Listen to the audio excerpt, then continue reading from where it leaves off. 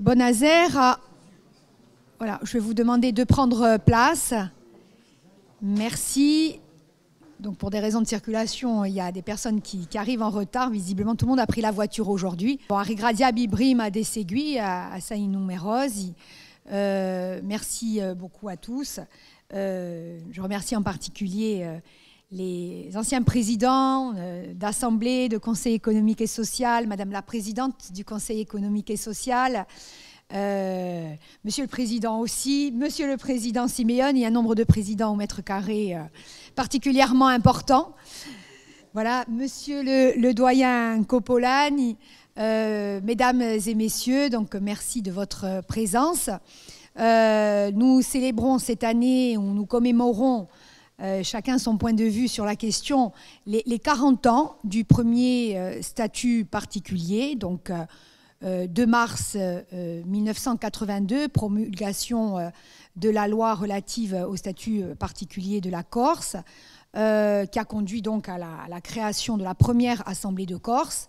Dans le cadre de ce cycle de commémoration, nous tenions à mettre en place un cycle de conférences permettant non seulement à des universitaires, des scientifiques, mais aussi des acteurs, des observateurs de cette époque, et pas seulement de 1982, mais des 40 dernières années de la vie institutionnelle de la Corse, de pouvoir s'exprimer et de pouvoir non seulement nous rappeler ce qui s'est passé, mais aussi porter un regard critique sur l'ensemble de cette période. Alors, ce cycle de conférences démarre officiellement aujourd'hui avec la conférence du professeur Dominique Tadei, dont je dirai 2 mots dans un instant. Elle couvrira environ 11 conférences, mais le programme n'est pas totalement bouclé. S'il y a des personnes qui souhaitent intervenir, elles sont les bienvenues. Pour l'instant, le rythme est d'une conférence par mois, tous les 3e jeudis du mois. Ces conférences seront enregistrées, retransmises sur le site et téléchargeables sur le site de l'Assemblée. Donc ça permettra aussi aux personnes qui n'ont pas pu se déplacer de pouvoir prendre connaissance de ces informations, de ces témoignages et de ces analyses. 2 mots sur notre premier intervenant, donc Dominique Tadei, professeur d'économie, ancien président d'université aussi, donc un président également, ancien président d'université, ancien député aussi, fortement impliqué tant dans la vie universitaire française que dans la vie politique. Il a travaillé en tant que député, mais également en tant qu'acteur politique et conseiller aussi, tu me corrigeras s'il le faut, sur presque la proto-histoire du statut particulier, et c'est ce qu'il va nous dire et nous raconter ce soir avec donc une expérience très très riche en la matière, et il était tout à fait normal que nous demandions à Dominique Tadei d'intervenir lors de cette première conférence. Je tiens à remercier aussi le doyen Copolani et André Fadi, donc de l'Università di Corsica, qui ont supervisé avec tout le professionnalisme qu'on leur connaît et toute la rigueur qu'on leur connaît, le montage de ce cycle de conférences. Je les en remercie vivement. Puis j'espère surtout que tout le monde profitera bien de ce moment et que nous aurons l'occasion de nous revoir dans les semaines qui viennent. Donc je n'ai pas défloré totalement le sujet, un petit peu, et je vous laisse opérer. Je pense que je vais passer quand même la parole au président. Président, 2 mots, quand même, allez.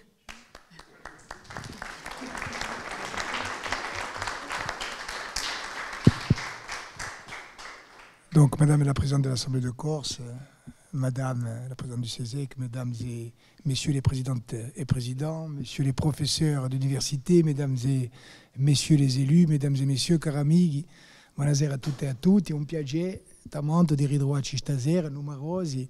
Moi, comme vous, Madame la Présidente, je suis particulièrement heureux d'accueillir aujourd'hui le professeur Tadei, le professeur Coppolani, de conférence Andrea Vaggi, de pouvoir le faire en présence de, j'allais dire, nos glorieux anciens. Ils sont glorieux, mais ils ne sont pas anciens.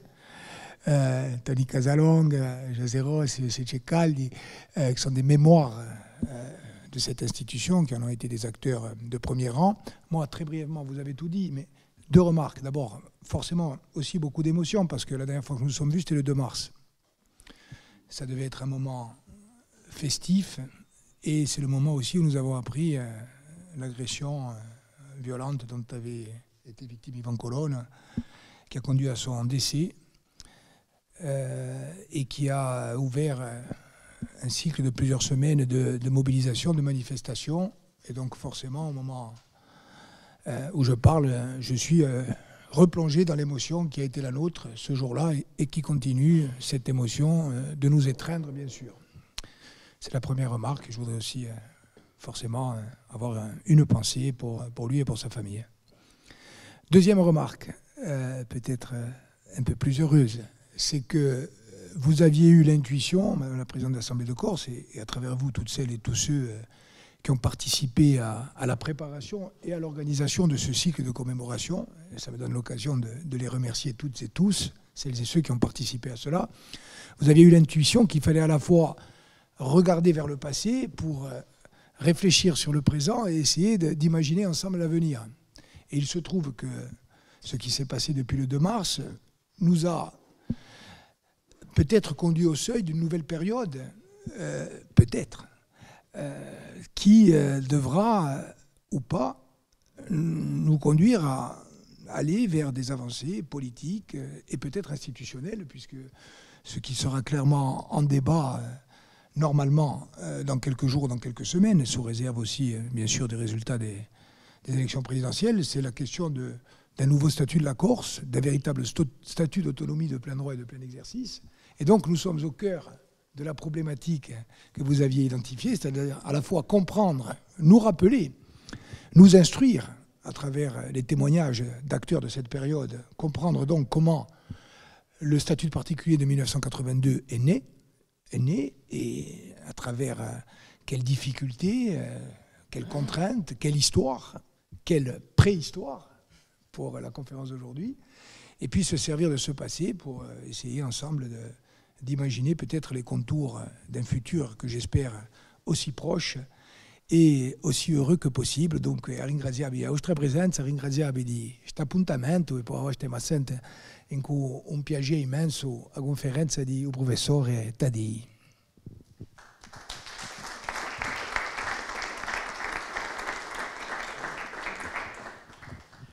Merci, ma chère présidente, monsieur le président, messieurs les présidents et des dames présidentes aussi, pendant qu'on y est, c'est très bien, mes chers collègues. Oui, c'est assez amusant. La dernière fois, tout le monde se présentait comme des dinosaures. Et moi, je suis d'avant les dinosaures. Alors, vous voyez, je vais donc vous parler inévitablement de la préhistoire. On peut la faire remonter autant qu'on veut. C'est arbitraire.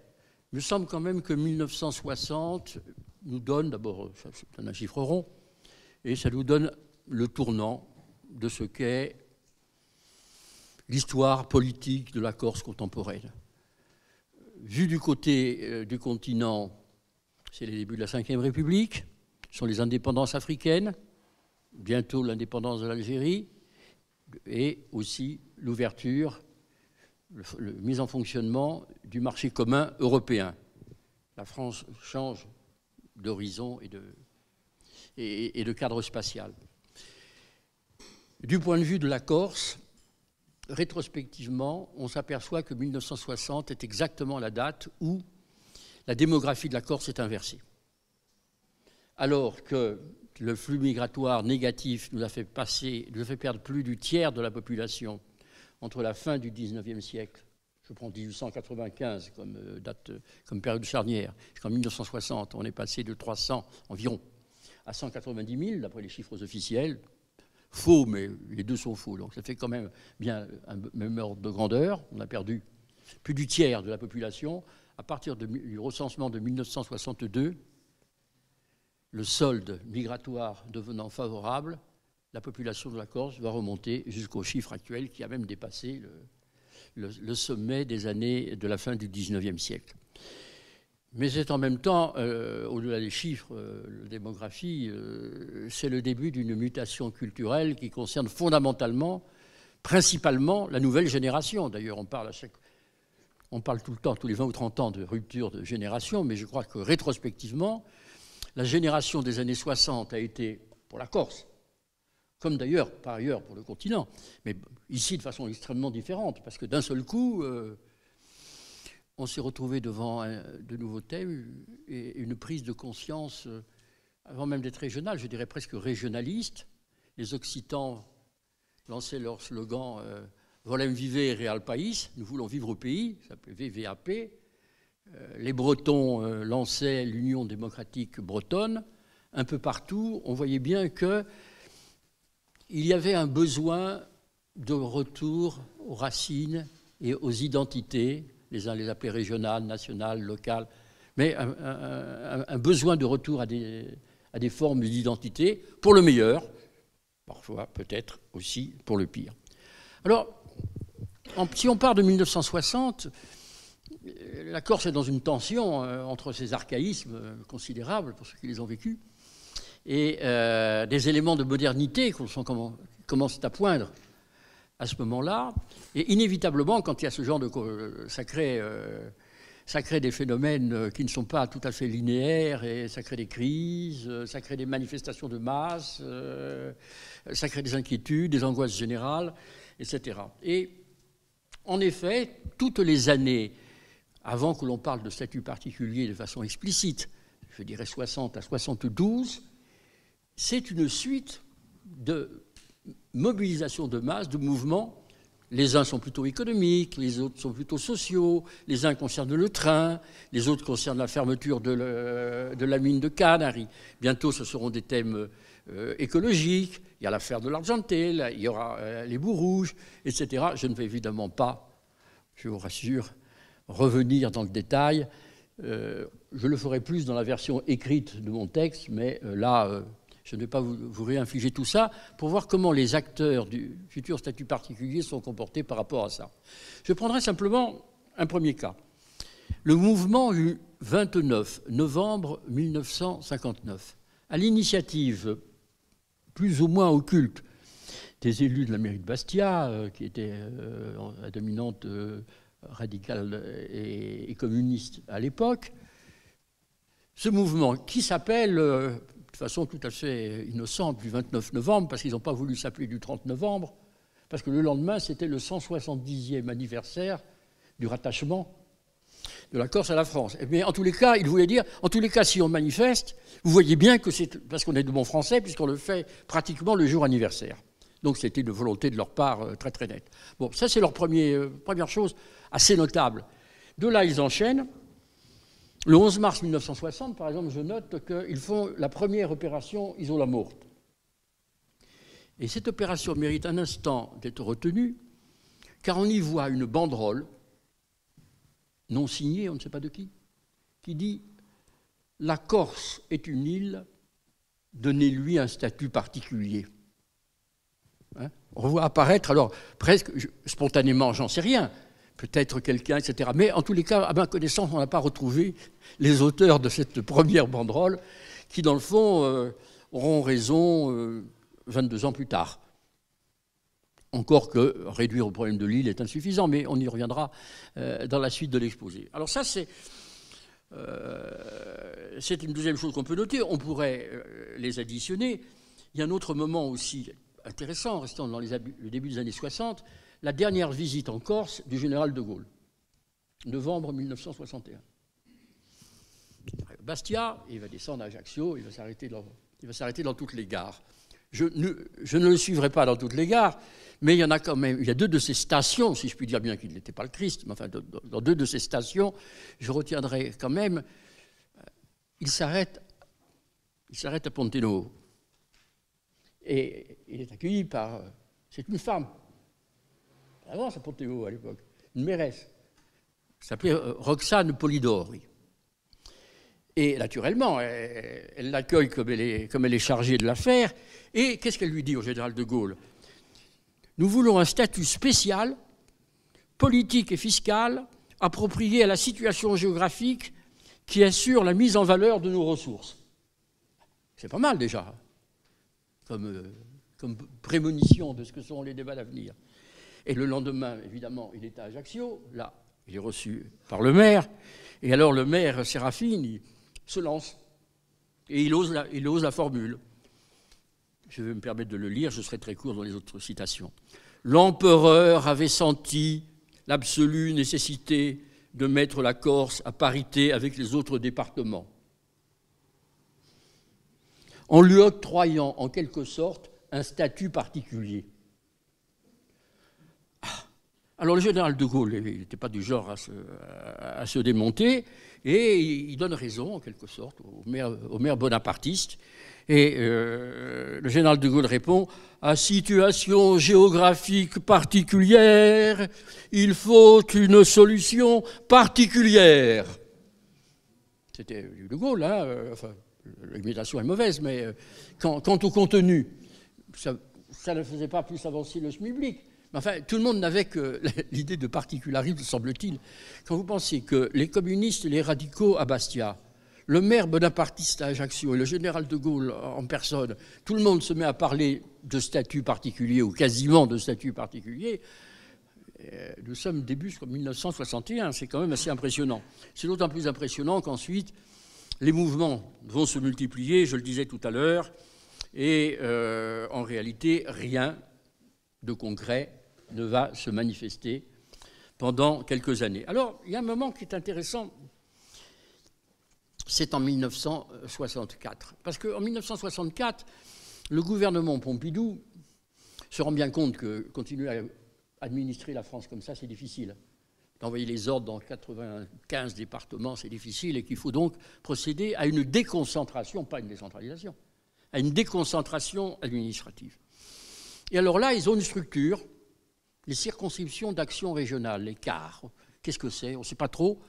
C'est un truc qui vient d'un décret-loi d'Edgar Faure, pris en panique au moment de l'indépendance du Maroc, en juin 1955, qui a décidé qu'on devrait essayer de regrouper, pour être plus efficace sur le plan administratif, les départements en une vingtaine. Et on charge de ça le commissariat au plan. La DATAR n'existe pas encore.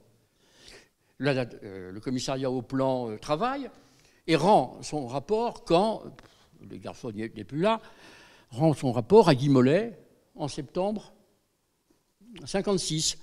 On est en pleine guerre d'Algérie, ça n'intéresse personne, et ils ont rendu un rapport divisant la France en 21 régions. J'ai enquêté pendant un an, quand je faisais un cours d'économie régionale, personne, ni à la DATAR aujourd'hui, ni au commissariat au plan, n'a été capable de retrouver le rapport d'origine. C'est dommage, parce qu'on ne sait pas pourquoi la France était divisée en 21, comme elle l'a été jusqu'à la dernière réforme que vous connaissez bien. Par témoignage, j'en connais 2 ou 3.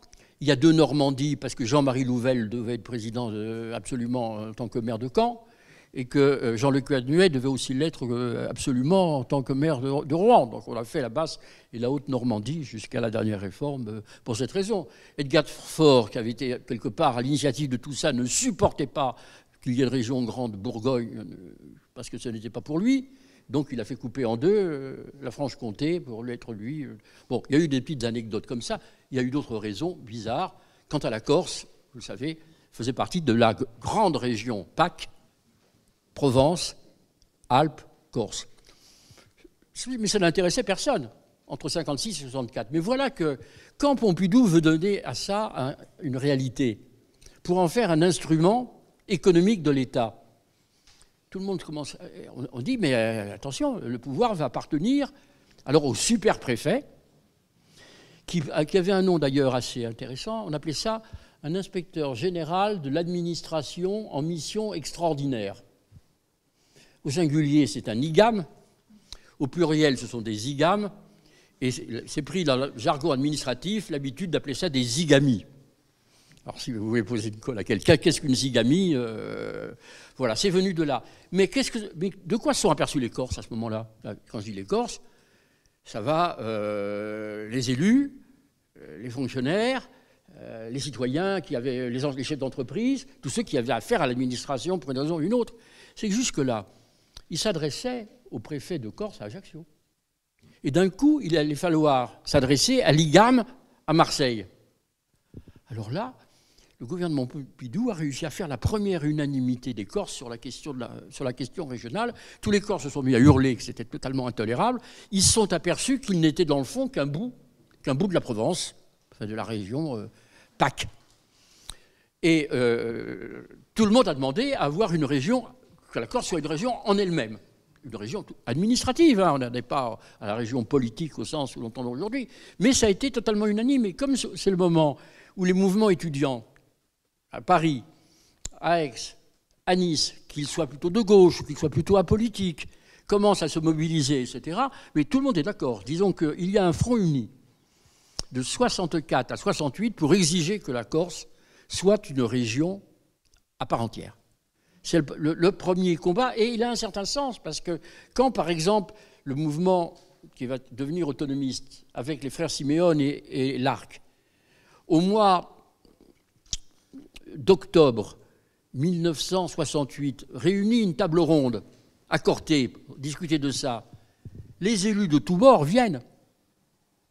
Et il y a une unanimité pour cette demande qui évidemment apparaît comme aujourd'hui totalement minimaliste, mais il y a une sorte de front. Ce qui est très intéressant, c'est que quand l'année d'après, l'Arc essaye à nouveau de recommencer là-dessus, là, plus personne ne vient, sauf Sébastien de Casalte au nom du Parti socialiste, mais tous les autres, entre-temps, sont partis. Pourquoi?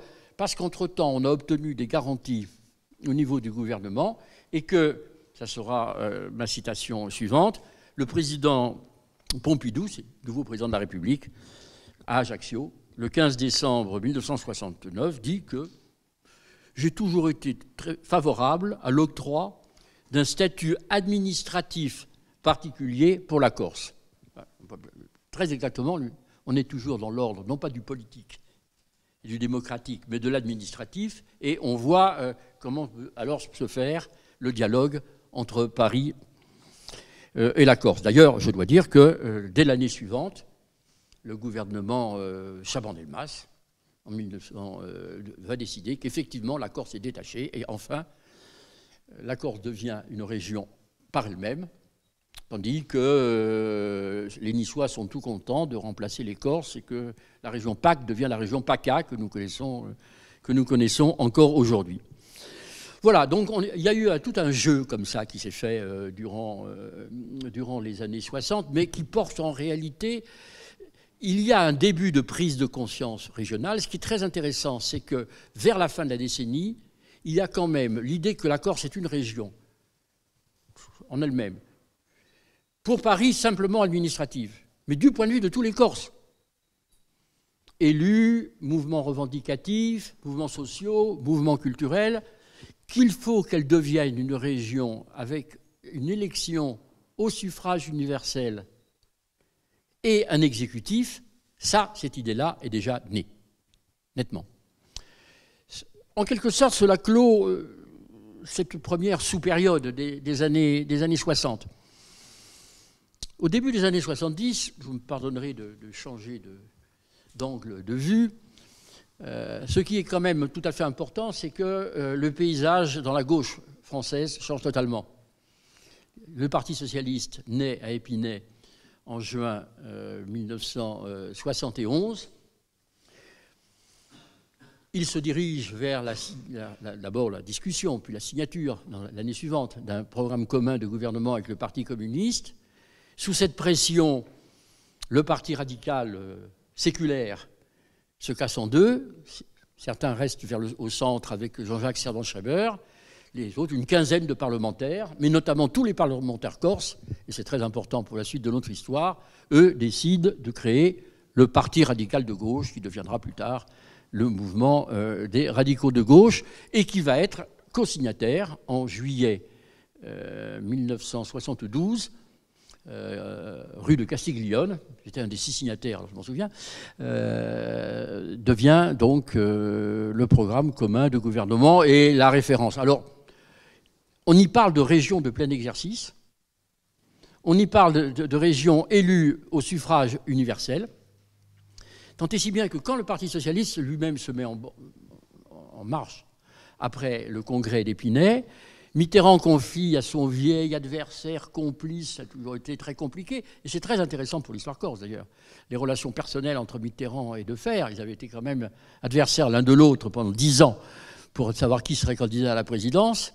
Mitterrand a gagné Épinay avec l'aide de Defferre, alors il ne prend pas comme Defferre dans la direction du parti, mais il lui confie la commission de la décentralisation. Comme Defferre, à son époque, d'alliance avec Servan-Schreiber, avait été très régionaliste, ça tombait bien. Je dois dire que Defferre fait tout de suite adopter le fait que désormais les socialistes sont pour des régions de plein exercice, élues au suffrage universel direct, à la proportionnelle. Ça, c'était, disons, le côté gauche par rapport à tout ce qui avait pu être dit jusque-là sur le sujet, et néanmoins avec certains verrous pour assurer la stabilité, parce que Gaston Defferre, s'il devait revenir au pouvoir, n'était pas homme à le laisser repartir aussi facilement. Et ce qui est intéressant, c'est que cette commission énorme que préside Gaston Defferre va aboutir quand même à un premier texte de proposition de loi déposé sur le bureau de l'Assemblée nationale sur la régionalisation dès la fin de l'année 1972. Dans le même temps, à l'intérieur de cette grande commission, il s'est créé un groupe de travail qui s'appelle Langues et peuples minoritaires, qui est animé et présidé par Louis Le Pinsec, qui sera plus tard ministre de la Mer, puis ministre de l'Agriculture, qui est un breton bretonnant, maire de Quimperlé, le grand celte, comme je l'appelais, très belle figure, qui n'a pas pu nous rejoindre parce que malheureusement il vient de faire un AVC. Mais je vais lui raconter un peu tout ce qu'on essayait de faire maintenant. Il vous salue. Et Le Pinsec anime ce groupe. Et il faut bien comprendre que ceux qui sont à l'époque les plus en flèche, alors d'abord, sur le plan intellectuel, ce sont les Occitans.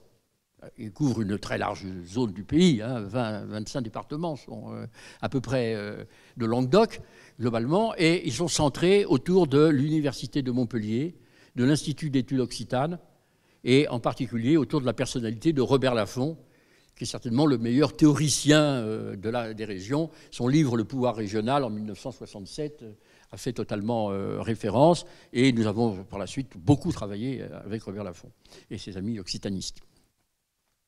Avec les Bretons, c'est autre chose, parce que parmi les 7 peuples minoritaires qui ont été, il y a les Catalans, les Basques, les Flamands, les Savoyards, les Alsaciens, ça fait 7, mais les Corses et les Bretons travaillent tout particulièrement la main dans la main pour une raison très forte.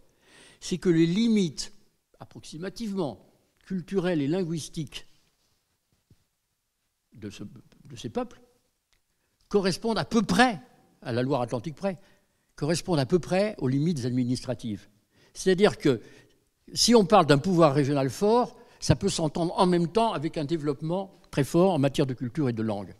Si vous tournez du côté des Occitans, c'est pas possible parce qu'ils font 25 ou 30 départements tout seuls. Si vous tournez du côté des Flamands, c'est pas possible, ils font un demi-département à peine.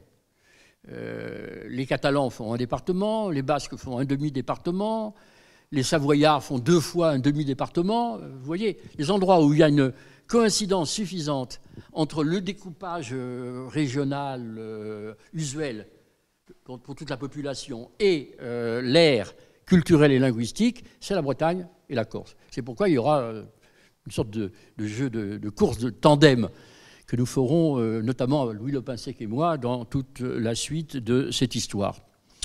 Alors, cette commission, donc, elle-même travaille. En Corse, les choses, pendant ce temps-là, évoluent de la façon suivante. Un certain nombre de nos amis vont à Paris à la commission, au groupe de travail Le Pinsec, notamment François de Casabianca. Ils font la navette entre les socialistes insulaires, qui sont très peu nombreux, peut-être 200, 300, etc., ils ne comptent pas beaucoup dans la vie insulaire, en dehors un peu de la ville de Bastia, et le fait que Paul Mondolone avait été une fois candidat dans le sud, mais c'est plutôt anecdotique qu'autre chose. Mais ils vont persuader le pain sec, et avec le pain sec persuader Gaston Defferre qu'il faut mettre à l'étude, je vous donne la date, avril 1972, il faut mettre à l'étude un statut particulier de la Corse. Ils ont eu le mérite, les premiers, etc. Et effectivement, il y a un groupe de travail qui va se mettre en place parmi eux. Il y a une autre chose qui est importante à l'époque parce que la question régionale reprend une nouvelle acuité. C'est que le gouvernement Chaban-Delmas crée les établissements publics régionaux, les EPR. On se rend compte qu'on ne peut plus en rester à la pure déconcentration. On ne veut pas, on se demande si on veut aller à une vraie décentralisation. On choisit de rester dans une sorte un peu d'entre-deux avec la création, car ce ne sont pas des collectivités au sens plein du terme, comme le sont les départements et les communes à l'époque, et que les gens qui sont là sont certes des élus du suffrage universel, mais qui sont tous là élus pour d'autres choses. Autrement dit, c'est une assemblée au scrutin indirect, et on y ajoute une série de personnalités socio-professionnelles, culturelles, présidents d'université. Ça fait des organismes un peu bizarroïdes, mais enfin dans lesquels, effectivement, c'est une avancée d'une certaine manière par rapport à la vision strictement administrative qui prévalait jusque-là en droit français. Et alors en Corse, autant la première innovation du temps de Pompidou, du gouvernement Pompidou n'avait pas trop plu, autant celle-là, ça soulève une montagne de questions. Parce que d'un seul coup, la Corse est le seul endroit où l'établissement public régional correspond à un seul département. Il n'y a qu'un seul département à l'époque en Corse. Et donc, il va y avoir une sorte de statut particulier implicite de la Corse par rapport aux autres. Alors la Corse n'avait eu le droit à rien du tout jusque-là, et d'un seul coup, 2 ans plus tard, par une sorte de ricochet, par exemple, le président du Conseil général, François Jacob, est tout content de ça. Il contrôle les choses, ou du moins il croit les contrôler. Parce qu'évidemment, du côté de Jean-Paul de Recasère et d'autres personnes à Paris, etc., on trouve que cette histoire d'établissement public régional qui en Corse va donner toutes les manettes à François Jacob, ça ne leur convient pas. Donc, premier réflexe, assez typique, pas seulement quand c'est la droite qui est au pouvoir, du ministre de l'Intérieur de l'époque, on va faire un nouveau découpage régional, cantonal. Et on va à tout prix essayer de faire perdre. Alors là, il se passe... José a dû vivre ça à l'époque dans son coin, chacun l'a vécu dans le sien. Le redécoupage, ça a été... Enfin, il aurait fallu que Marcel Pagnol soit corse, peut-être, pour mieux nous raconter comment ces choses se sont passées. À ce moment-là, on essaie de découper dans un sens, les autres parlent de charcutage, etc. À Bastia, il faut faire le tour de la place Saint-Nicolas pour passer par les 4 cantons. Si bien qu'on prétend qu'un certain nombre de gens, comme le renouvellement n'est que par moitié à chaque fois, changer d'adresse tout en restant sur le même trottoir de la place Saint-Nicolas pour avoir le droit de voter tous les 3 ans plutôt que de voter tous les 6 ans, etc., etc. Je passe les milliers d'anecdotes auxquelles a donné lieu, comme si déjà notre contentieux électoral n'était pas assez riche. Il a été, on peut dire, particulièrement enrichi dans cette période. C'est une bagarre terrible. Et à l'arrivée, 24-24. Bien sûr. 73. Et le résultat des courses, malgré tous les découpages, charcutages, appelez ça que vous voudrez, 24-24. Enfin, ou plutôt, il en reste un. Et le dernier, en principe, il est plutôt, j'allais dire gaviniste, vous voyez que je suis de la vieille école, il est plutôt du côté Recasère, en principe. Voilà. Mais, je laisse José, mon interprète, il y a comme un égarement, et finalement, c'est François Jacob qui a eu le voix près, est réélu. Ah, c'est que ça ne va pas. Ça n'a donc pas suffi, cette histoire. Alors, on va faire mieux. On dit, puisqu'on n'a pas réussi en retouillant les cantons, on va faire 2 départements. Et voilà que, comme un par une sorte de coup de tonnerre, vraiment personne n'y s'y attendait. Ça se situe au mois... Là, j'ai sauté un petit peu, je suis allé un petit peu loin en avant. 74, c'est ça, hein? Oui, non, mais avant, la loi. Non, avant, il faut que je revienne quand même sur ce qui se passe entre-temps. C'est comme au Châtelet, des fois, on a besoin d'avoir une double scène pour arriver à raconter l'histoire.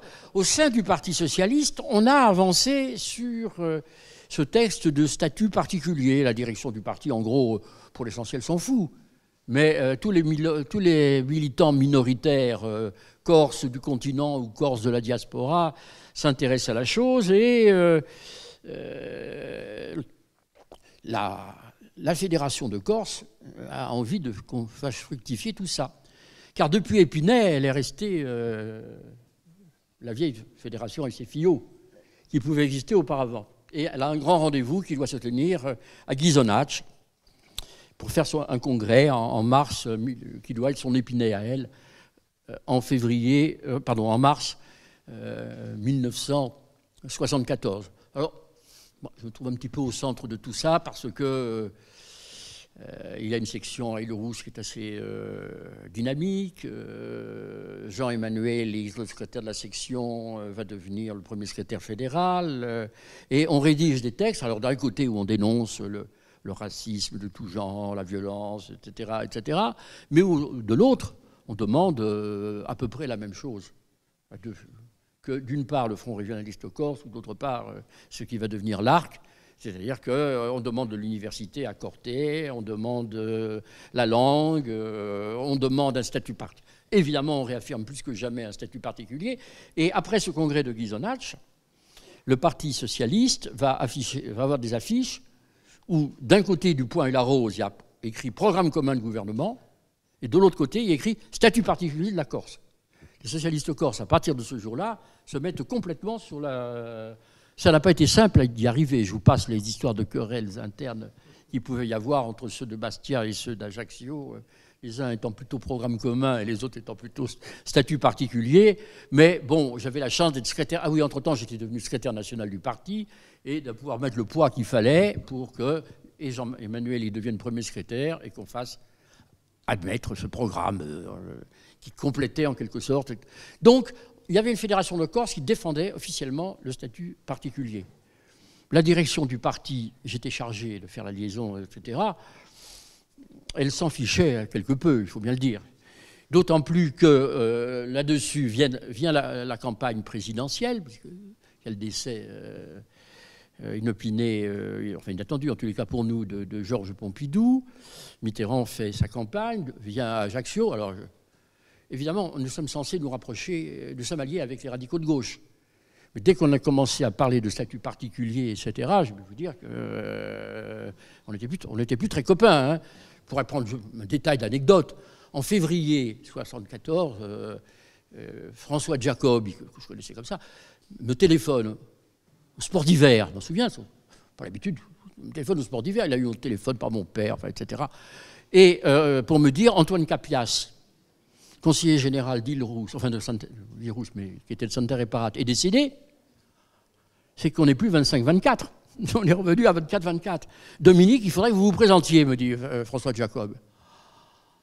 Comme conseiller général. Bon, on est dans les meilleurs termes, il n'y a pas de doute.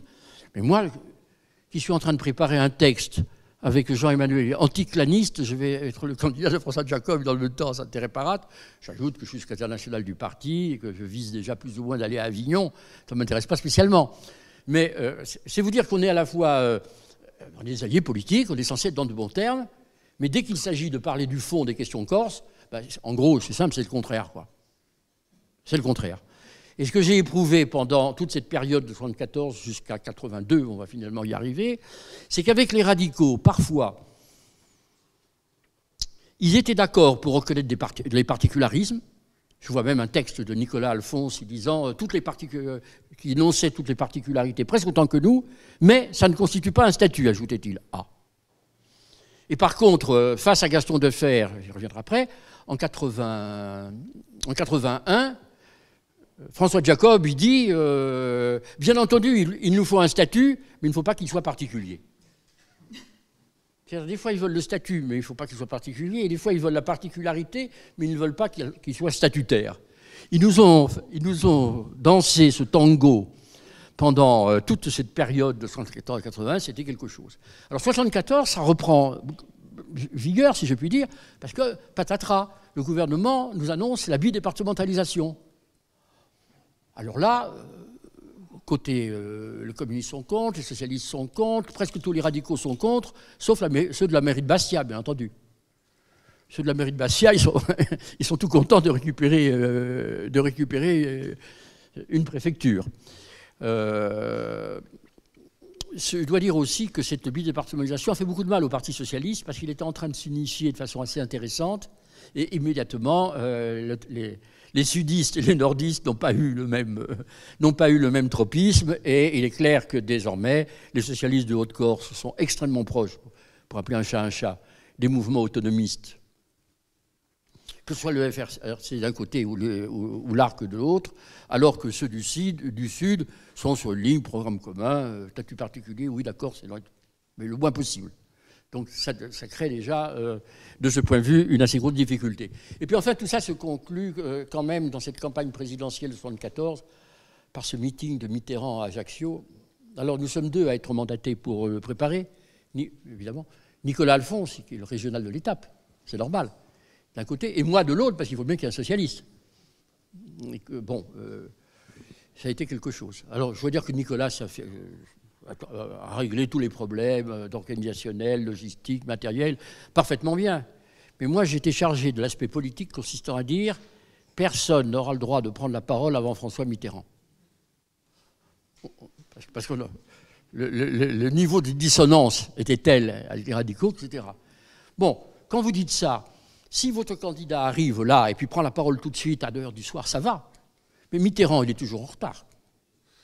Et juste avant, à 9h, également, aussi à 9h du soir, il faisait le meeting de Nice.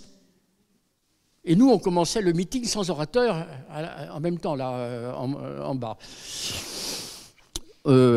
Ça a été compliqué. Hein. Il a finalement pris la parole, pour l'anecdote, à 1h du matin. J'ai passé 4 heures parmi les plus chaudes, en n'étant pas très bien vu de mes collègues radicaux qui disaient « mais on va au moins occuper le terrain, etc. » Et voilà, à moi tout seul, il fallait que je bloque l'ensemble des parlementaires locaux. Bon, c'est la petite anecdote pour dire que tout ça se passait. On était unis au niveau national. On pensait, et même on agissait, en sens exactement contraire, il faut bien le reconnaître, dans l'île. Alors voilà dans lequel les choses se passent. L'année 60, après, il y a une chose quand même qui m'a marqué beaucoup, c'est les journées de Corté. En août 74, parce que là j'ai un débat, c'est le seul que j'ai eu en public, je crois, avec Max Simeoni, qui était un débat intéressant et assez sportif. Quoi. Je ne sais même plus pourquoi on était... Il ne fallait pas qu'on soit d'accord, parce que ça c'est un peu le contraire avec les radicaux. Avec les radicaux, il fallait faire semblant public d'accord alors qu'on était en désaccord. Et avec les autonomistes, eux, comme nous, on ne voulait pas trop en public avoir l'air d'être d'accord, alors que finalement, il n'y a pas grand-chose qui nous opposait. Bien sûr, Max parlait d'autonomie de gestion, non, pardon, d'autonomie, et moi je parlais d'autogestion. Est-ce que le mot d'autonomie de gestion nous réunissait, nous divisait ? C'était un peu un théâtre d'ombre, hein, parce que l'essentiel, il n'était pas là. L'essentiel était de savoir quelles alliances nous allions faire les uns et les autres, en particulier vis-à-vis de ce qu'on appelait les clans, et notamment, bien entendu, du clan de Jacob et des radicaux. Et c'était là qu'était le vrai enjeu qui était derrière. Mais on n'allait pas dire c'est une question de tambouille électorale.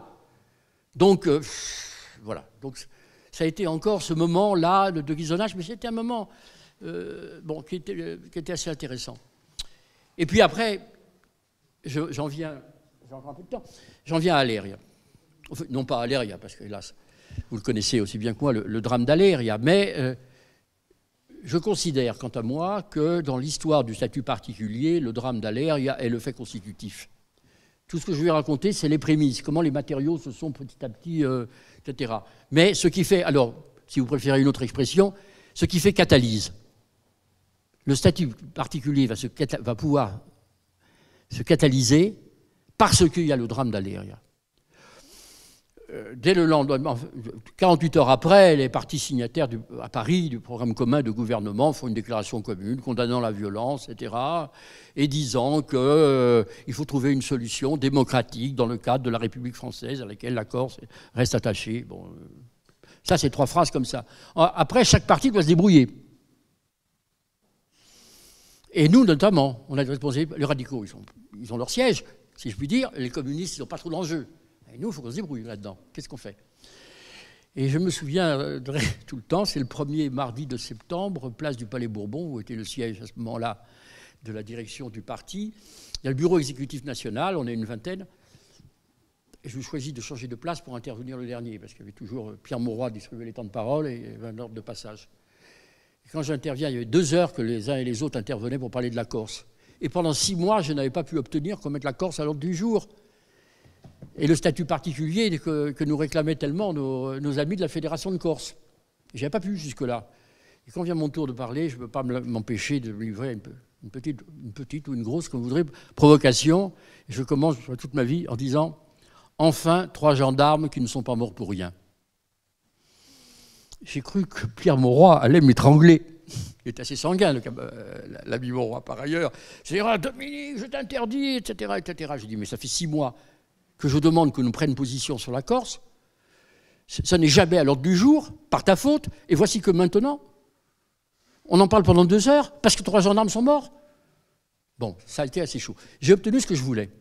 C'est que le Parti socialiste a décidé ce jour-là que le statut particulier, que la rédaction d'une proposition de loi portant statut particulier allait être réalisée en me demandant quel délai. Je me suis répondu quelques semaines ou quelques mois. Et à ce moment-là a commencé un travail, je dois dire, un travail tout à fait intéressant, militant. Alors là, pour le coup, ceux de Haute-Corse et de Corse du Sud se sont mobilisés comme des fous. Il y a eu des réunions tous les mois, j'ai retrouvé des comptes rendus dont je ne me souvenais plus, bien entendu, depuis cette époque. À Paris, il y avait une commission centrale ou de rédaction finale de la chose, et avec des débats, c'est dommage que j'y ai pas pu rester, mais on lui transmettra, avec des débats extraordinaires autour de l'article 72 de la Constitution. Car tout de suite, ce qui est apparu aux uns et aux autres, bon, ce statut particulier, c'est à constitution constante ou c'est à préchangement constitutionnel? Bon, alors il y a les maximalistes, les minimalistes, bien entendu. Celui qui nous a mis d'accord, je dirais presque de force, mais c'est comme ça, enfin ceux qui nous ont mis d'accord, c'est Gaston Defferre, d'une part, donc je me méfie un peu, moi, politiquement. Moi, j'étais, bon, par rapport à Gaston Defferre, j'avais des relations un peu ambivalentes. Mais l'autre, c'était Jean-Pierre Cotte, qui était le meilleur constitutionnaliste de la génération, brillantissime, et qui disait la même chose que Gaston Defferre. Alors, c'est un peu embêtant pour moi, mais c'était comme ça. Disant... Et leur conclusion était extrêmement nette. J'ai retrouvé les textes de 72 à 74. Vous n'avez pas les moyens politiques de toucher à la Constitution. Par l'article 11, impensable de faire un référendum national pour la seule Corse. Et d'ailleurs, le passage de l'article 11 est quand même très douteux parce que nous l'avons toujours combattu. Quant à l'article 89, il faut la majorité, au moins dans les 2 assemblées parlementaires. Vous ne l'aurez jamais au Sénat, à supposer que vous l'ayez un jour à l'Assemblée nationale. Donc, Gaston nous disant, si vous ne voulez rien faire, proposez de changer la Constitution. Bon, alors, évidemment, au niveau de la Commission nationale, on s'est rangé à ce qui était, il faut le dire, évident. Et en Corse, ils ont adopté, suivant les vieilles pratiques de mouvements révolutionnaires, ils ont adopté deux statuts particuliers. Un statut qu'ils ont appelé optimal, avec changement de constitution, et un qu'ils ont appelé minimal, qui était le nôtre, que l'on est en train de rédiger pendant ce temps-là à Paris. Ensuite, ça a été assez vite. Au mois de février-mars, le bureau national du parti a entériné le travail qu'on avait fait, ce qui n'était loin des évidents au Parti socialiste tel qu'il était à l'époque, avec toute la diversité, 8 courants différents. Mais les Jacobins étaient devenus très minoritaires. Et on était en train de préparer les 15 thèses sur l'autogestion. C'était la course à qui était le plus autogestionnaire. Ce n'était pas le moment de mégoter sur l'autogestion régionale type que représentait le cas de la Corse. Donc c'est passé assez bien. Et on l'a transmis en mars 1976. On l'a transmis au groupe parlementaire. Oui, mais le groupe parlementaire était le groupe des socialistes et des radicaux de gauche. Et le règlement du groupe parlementaire prévoyait qu'il fallait l'unanimité pour déposer des propositions de loi. Comment allons-on faire pour faire signer ça aux radicaux de gauche? Alors ça commence à tourner, à tergiverser, etc. On voit qu'on n'y arrive pas. Et finalement, je suis chargé d'un contact personnel avec François Jacob. Manque de chance, il est très pris en cette fin juin. Entre-temps, on est en fin juin. Au Sénat, etc. Et il part en Corse avant qu'on ait pu se voir. Bon, je n'abandonne pas. J'invite en Corse le Pinsec et le secrétaire de la commission qui s'appelait Philippe Rachet. Je les invite chez moi à Montigel. Et de là, je téléphone à François Jacob. Jean-François, nous sommes là. On voit quand vous voulez. Ah bon, dit-il, vous savez, je suis très pris en ce moment, etc. Bon, je vous rappelle. 3 jours après, François Jacob, il n'a toujours pas rappelé. Un vendredi matin. Je rappelle à nouveau François Jacob. Je lui dis, François, voilà, ah oui, je suis désolé, vous m'excuserez auprès de Le Pinsec, mais vous savez, aujourd'hui, je suis bloqué à Vénaco, je suis bloqué, j'ai un enterrement ce soir à 17h, j'ai encore l'histoire de l'enterrement, etc. Et j'ai dit, François, mais ça tombe bien, parce que nous, Le Pinsec et moi, nous sommes aussi à Vénaco. Et il me dit, mais pardon, je lui dis, moi, je suis chez ma tante Marguerite Don-Simone, que vous connaissez bien, elle vote pour vous. Je lui dis, et elle nous garde, Le Pinsec et moi, jusqu'à ce que vous nous receviez. Ah! Alors je veux dire que c'est là que la vitesse, l'agilité, la capacité d'astuce... Ah très bien, Dominique, je suis ravi de tout ça, etc. Écoutez, je vous invite à déjeuner avec tous les parlementaires radicaux corses, au Torrent, à Saint-Pierre de Vénaco, et nous voilà nous retrouver au Torrent. Nous sommes 7, ils sont 4, nous sommes 3, parce qu'il y a le secrétaire de notre commission, etc. Et on reste jusqu'à 4h30 de l'après-midi, où on conclut, on se met d'accord sur une procédure sur laquelle ça doit se passer à l'Assemblée nationale, dès la rentrée, puisqu'on ne va pas évidemment tout régler là. Et vers 4h de l'après-midi, on a fait un bon repas, on a mangé de la truite, si je me souviens bien. Bon. Et moi, suivant ma vieille habitude, j'allume ma pipe. Et à ce moment-là, François Jacob, il me regarde. Il me dit, Odoumé, mais je vois que vous prisez le clan. Parce que mon tabac, c'était précisément... La marque de mon tabac, c'était du clan. Il me dit, mais je vois que vous prisez le clan. Je lui dis, oh, vous savez, François, avec moi, le clan, il finit toujours par partir en fumée. Voilà, je raconte cette anecdote parce que ça situe la nature des relations. Humainement parlant, c'était nous, de la direction nationale, avec les radicaux, ça allait. Politiquement, pas du tout. Et les socialistes insulaires, eux, ils étaient alors dans une bagarre absolue avec, évidemment, avec les élus radicaux. Toujours est-il que, ça s'est très mal passé au mois d'octobre, c'est Nicolas Alphonse qui était à la manœuvre. Ça a fini, il s'est trompé, par un échange de lettres avec Gaston Defferre. Il a envoyé une lettre à Defferre dans laquelle il l'accusait plus ou moins d'être de mauvaise foi. Il n'y avait rien de tel quand Gaston Defferre était de mauvaise foi, c'est souvent. Il n'y avait rien de tel que de le lui dire pour qu'il devienne, alors là, tu l'as connu, grandissime. Grandissime dans le genre. Alors, on avait vraiment, oui, on avait violé la Vierge Marie, quoi, la bonne mère, quoi, ou peu s'en fallait. Bref, ça s'est mal passé, donc les radicaux se sont trouvés quand même à partir de ce moment-là dans la défensive, d'autant plus que leur direction nationale, il faut bien le dire, s'en foutait, quoi. Nous, il y avait quand même un semblant de cohésion. Bien entendu, après on approche des choses, alors après, ils cherchent à faire traîner les municipales, je vous passe, les socialistes n'ont qu'une envie, c'est de faire une liste partout contre les radicaux, quitte à être battus. Mais en se disant, on sera au deuxième tour, on va arbitrer, etc. Les radicaux se retournent à Paris, ils trouvent éventuellement un secrétaire aux élections pour... Moi, par exemple, on m'interdit d'aller faire un meeting en Corse. Mon collègue, secrétaire national aux élections, moi je suis secrétaire national de l'action culturelle, on m'interdit de venir parce qu'on sait que je vais parler dans le sens socialiste et pas des radicaux. Donc on boycotte le truc. Ça a été assez sportif. Cependant, au lendemain des municipales de 77, dernière réunion, enfin, on pensait dernière réunion avec les radicaux, et voilà que Nicolas Alphonse, il nous sort un nouvel argument, on dit, ah, mais on ne peut pas conclure sur le statut particulier, il faut d'abord avoir mis à jour le programme commun de gouvernement. On est en train d'en discuter avec le Parti communiste, le programme commun de gouvernement. Et bien entendu, on savait qu'on allait à la rupture, qui s'est produite au mois d'août suivant. Et voilà que Nicolas nous met comme préalable le truc. Là, ça a été trop. Il a fait ce coup-là le 1er juin. Le 3 juin, on a déposé tout seul, hors du groupe. Et pour que ça soit bien clair, ça devait être le Pinsec le premier signataire. Ça a été Gaston Defferre le premier signataire, pour que les radicaux sachent à qui ils avaient affaire. Et donc, Gaston Defferre, Louis Le Pinsec et 13 autres députés socialistes ont déposé la première proposition de loi portant statut particulier de la Corse.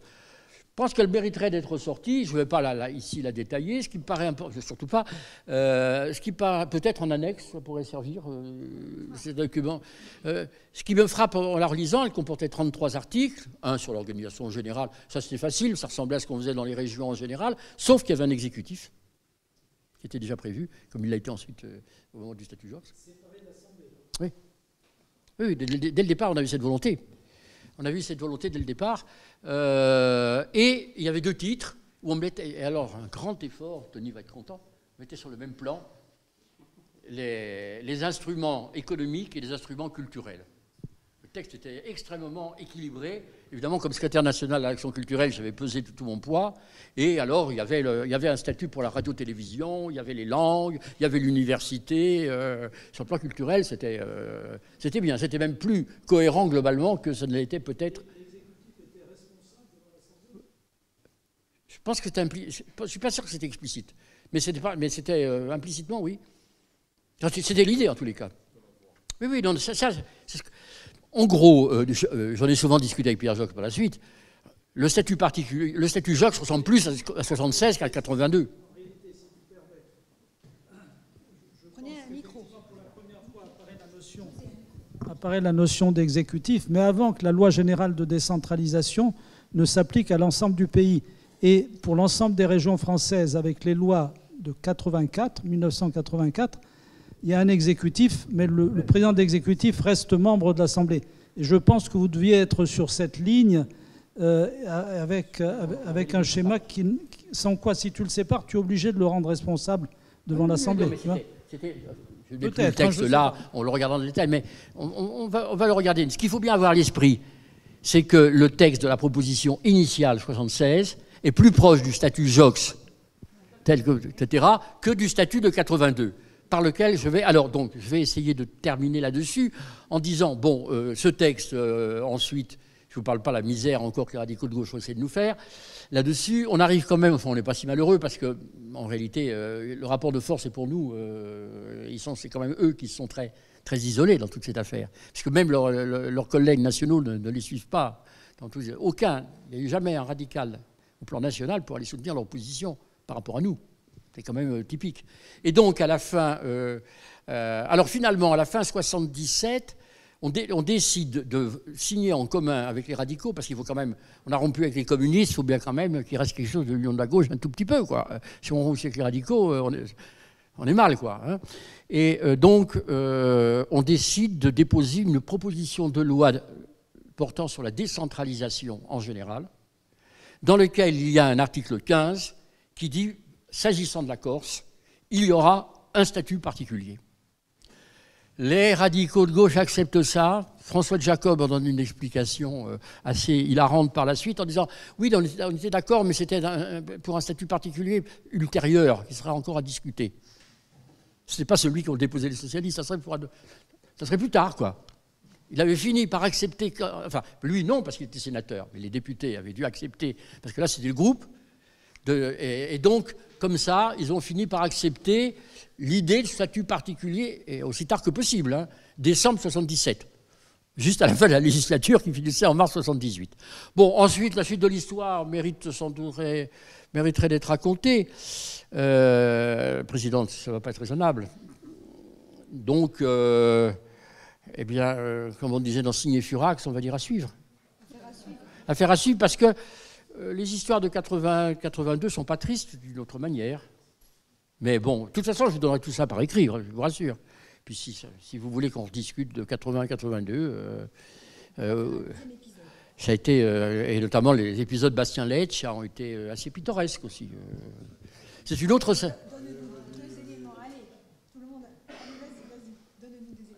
Oh non, parce que c'est toute une logique, c'est toute une mécanique. il se trouve qu'on a gagné, on est très content. Mais il faut dire que la campagne présidentielle, Mitterrand revient, nous, évidemment, en Corse, cette fois-ci. Il fait un discours à Fouriane. Les parlementaires radicaux l'attendent à Bastia. Il refuse d'aller les voir à Bastia. Hein. Du coup, François Jacob n'appellera pas à voter François Mitterrand, ni au premier, ni au deuxième tour de 81. C'est vous dire quand même que c'est quand même vous dire la nature des rapports tels étaient. Alors, François Jacob lui-même avait eu un itinéraire, je le distingue de ce point de vue de Nicolas Alphonse ou de Jean Carré. Il avait eu un itinéraire personnel auprès de Giscard à partir de 1977 qui faisait que il n'avait pas très envie de nous fréquenter et nous, on n'avait pas non plus très envie de le fréquenter. Donc, de ce point de vue, ça pouvait faciliter un petit peu les choses. Mais disons qu'après cette victoire, la question, c'est que nous, on s'est trouvés coincés. Parce qu'on avait... Oui, ce que je ne vous ai pas dit, c'est que la proposition de loi dans la législature suivante qui commence en 1978, c'est la même qui a été redéposée. Car je vois souvent une confusion, y compris dans le fac-similé que vous avez publié, etc. La proposition de loi qui est de novembre ou décembre 1978, c'est la même que celle de l'année précédente, parce que le groupe a pris la décision de redéposer tous les textes. La seule différence un petit peu qui me fait bien plaisir, c'est que du coup, je n'étais pas député la première fois, donc mon nom ne figurait pas. Et là, mon nom figure en 4e ou 5e position, ce qui, pour un des co-auteurs, était quand même, disons, une satisfaction personnelle, mais bien dérisoire.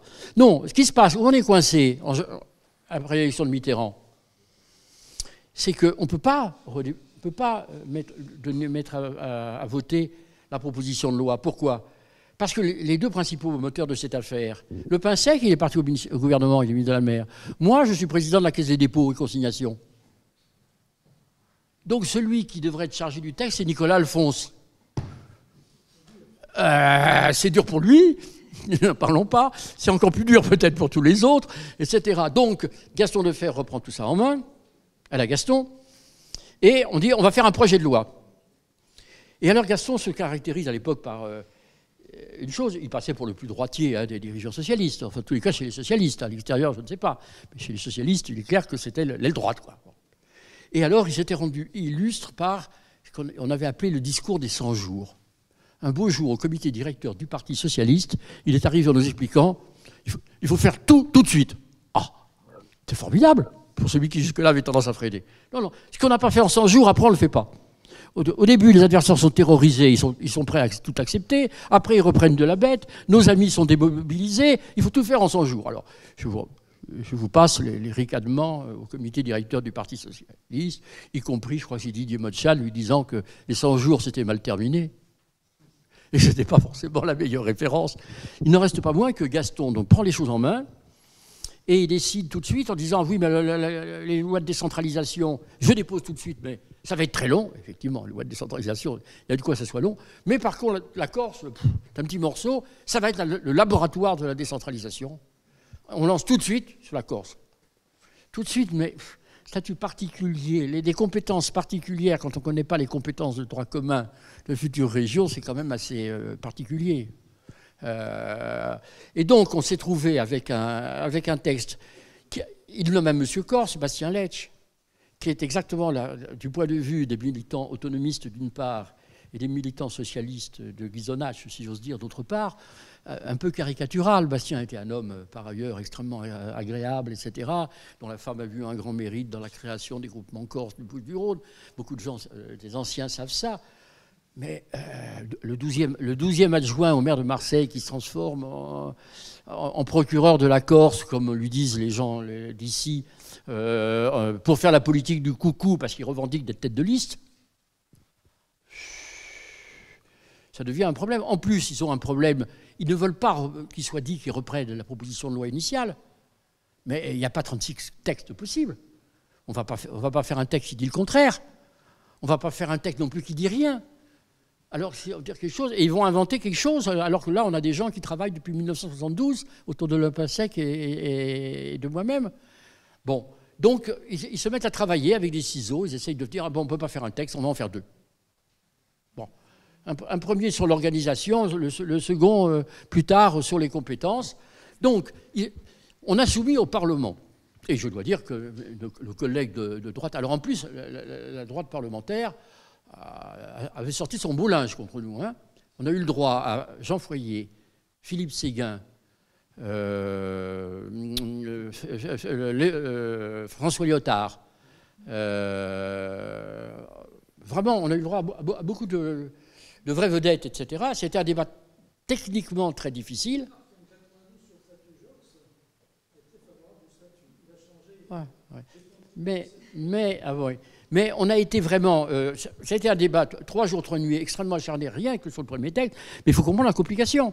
Le texte est coupé en 2 et il annonce les mesures particulières par rapport à des textes généraux qui ne sont pas encore votés. Que Gaston Defferre se met à distiller à coup de conférences de presse, de ci, de là, etc. Il y a quand même, et ça sera ma dernière citation, puis je m'arrêterai là. Promis, Présidente. J'ai une citation de François de Jacob. Quand Gaston Defferre vient à Ajaccio, le 8 août 1981, présenter son texte. Alors, François de Jacob, je ne vais pas l'imiter, je vous rassure, dit, je ne sais pas le faire, dit « Toute mesure spécifique, qu'on appelle statut particulier ou non, le mot particulier ne me paraît pas particulièrement bon. » C'est François de Jacob qui parle, qui en avait voté un 14 ans avant. Il doit éviter 3 écueils. Premier écueil, il ne faut pas un statut octroyé ou imposé. Octroyé, c'est toujours par les autres. Deuxième écueil, il ne faut pas de statut discriminatoire. En effet, les habitants de la Corse ne sont pas des citoyens particuliers. Ce sont des citoyens français à part entière. Un habitant de la Corse a les mêmes droits et les mêmes devoirs, et se retourne vers le fer et le pain sec, les mêmes droits et les mêmes devoirs qu'un citoyen de la Provence ou de la Bretagne. Troisième écueil, il ne faut pas un statut fourre-tout, c'est-à-dire un projet de statut dans lequel, sous prétexte de compenser le handicap de l'insularité, on inclurait une série de mesures qui n'ont rien à voir avec l'insularité. En définitive, ce que nous demandons, c'est d'abord le droit commun des régions et en plus des mesures destinées à compenser les inconvénients de l'insularité. Et je terminerai par là parce que, en réalité, tout le monde admet, parce que c'est le bon sens, un minimum de particularisme corse. Tout le monde. Qu'il soit en Corse ou qu'il soit à Dunkerque ou n'importe où. C'est le bon sens même. Mais en réalité, il se cache derrière ça 2 conceptions radicalement opposées. Il y a ceux qui sont partisans du particularisme restrictif, géographique. La Corse est une île. Quand ils ont dit ça, l'île de Pâques aussi, c'est une île. Hein, bon. Et moi, il m'est souvent arrivé de dire, ce qui caractérise la Corse, c'est que c'est une île entourée de terres de tous côtés. Ça n'a rien à voir avec une île océanique. C'est une île continentale. Alors après, on dit c'est une île de montagne, mais la Réunion aussi, c'est une île de montagne. Mais c'est une île de montagne dont vous faites le tour en autoroute, etc., qui n'est pas du tout cloisonnée, morcelée. En Corse, la montagne divise, sépare. Il y a dit quoi et dit là. Depuis la nuit des temps, il y a la découpe en piève, etc. En réalité, en Corse, ce qui unifie, c'est l'histoire, en particulier celle du XVIIIe siècle, ou du chanoine d'Orticone à Pascal Paoli. Le slogan permanent, c'est « Fa l'Unione ». L'union en Corse, plus qu'ailleurs, sans doute, c'est un combat. C'est une victoire de l'histoire sur la géographie. La géographie nous divise, qu'on le veuille ou non. Et l'histoire tend à nous réunifier, et encore, il faut qu'on y mette les uns et les autres beaucoup d'une autre. Et je crois que c'est ce qui fait toute la différence. D'un côté, il y a une vision restrictive, strictement géographique, minimaliste de la Corse, qui répond à quelques particularités, au coup par des mesures éventuellement, on additionne quelques mesures. Et de l'autre, il y a une vision systémique, anthropologique, globale, qui suppose en effet sur le plan juridique un statut, parce qu'autrement on peut pas, c'est pas possible, qui rassemble le tout. Et c'est, je crois, le clivage qui existait en 1972 et dont je ne suis pas sûr qu'il soit complètement résorbé 50 ans après.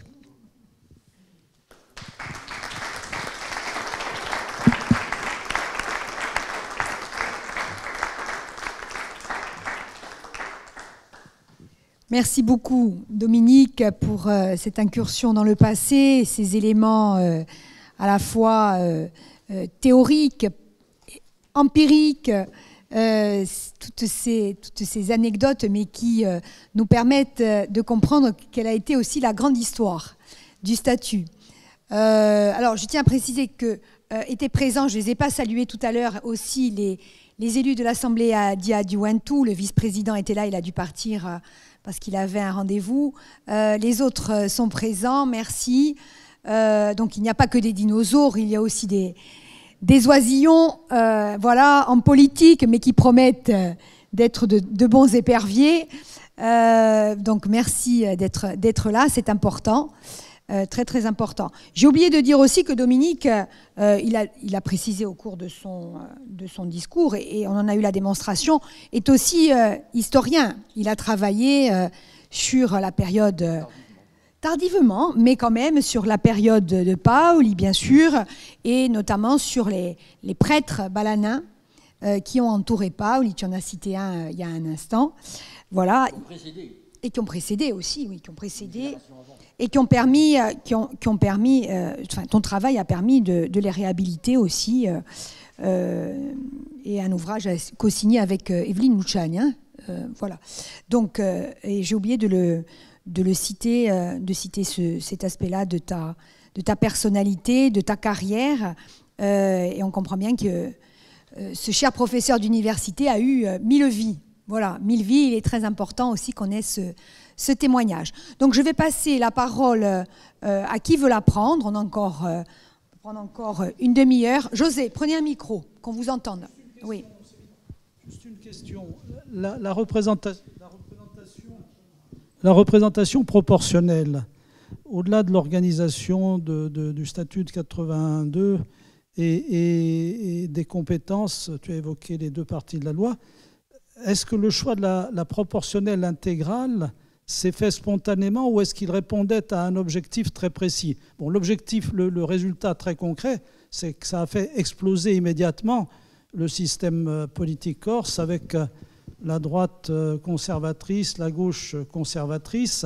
Bon, et donc on a pu voir émerger des personnes, je ne dis pas des personnalités parce qu'elles n'existaient pas avant, mais elles se sont devenues pour certaines des personnalités, ça fait émerger des talents nouveaux.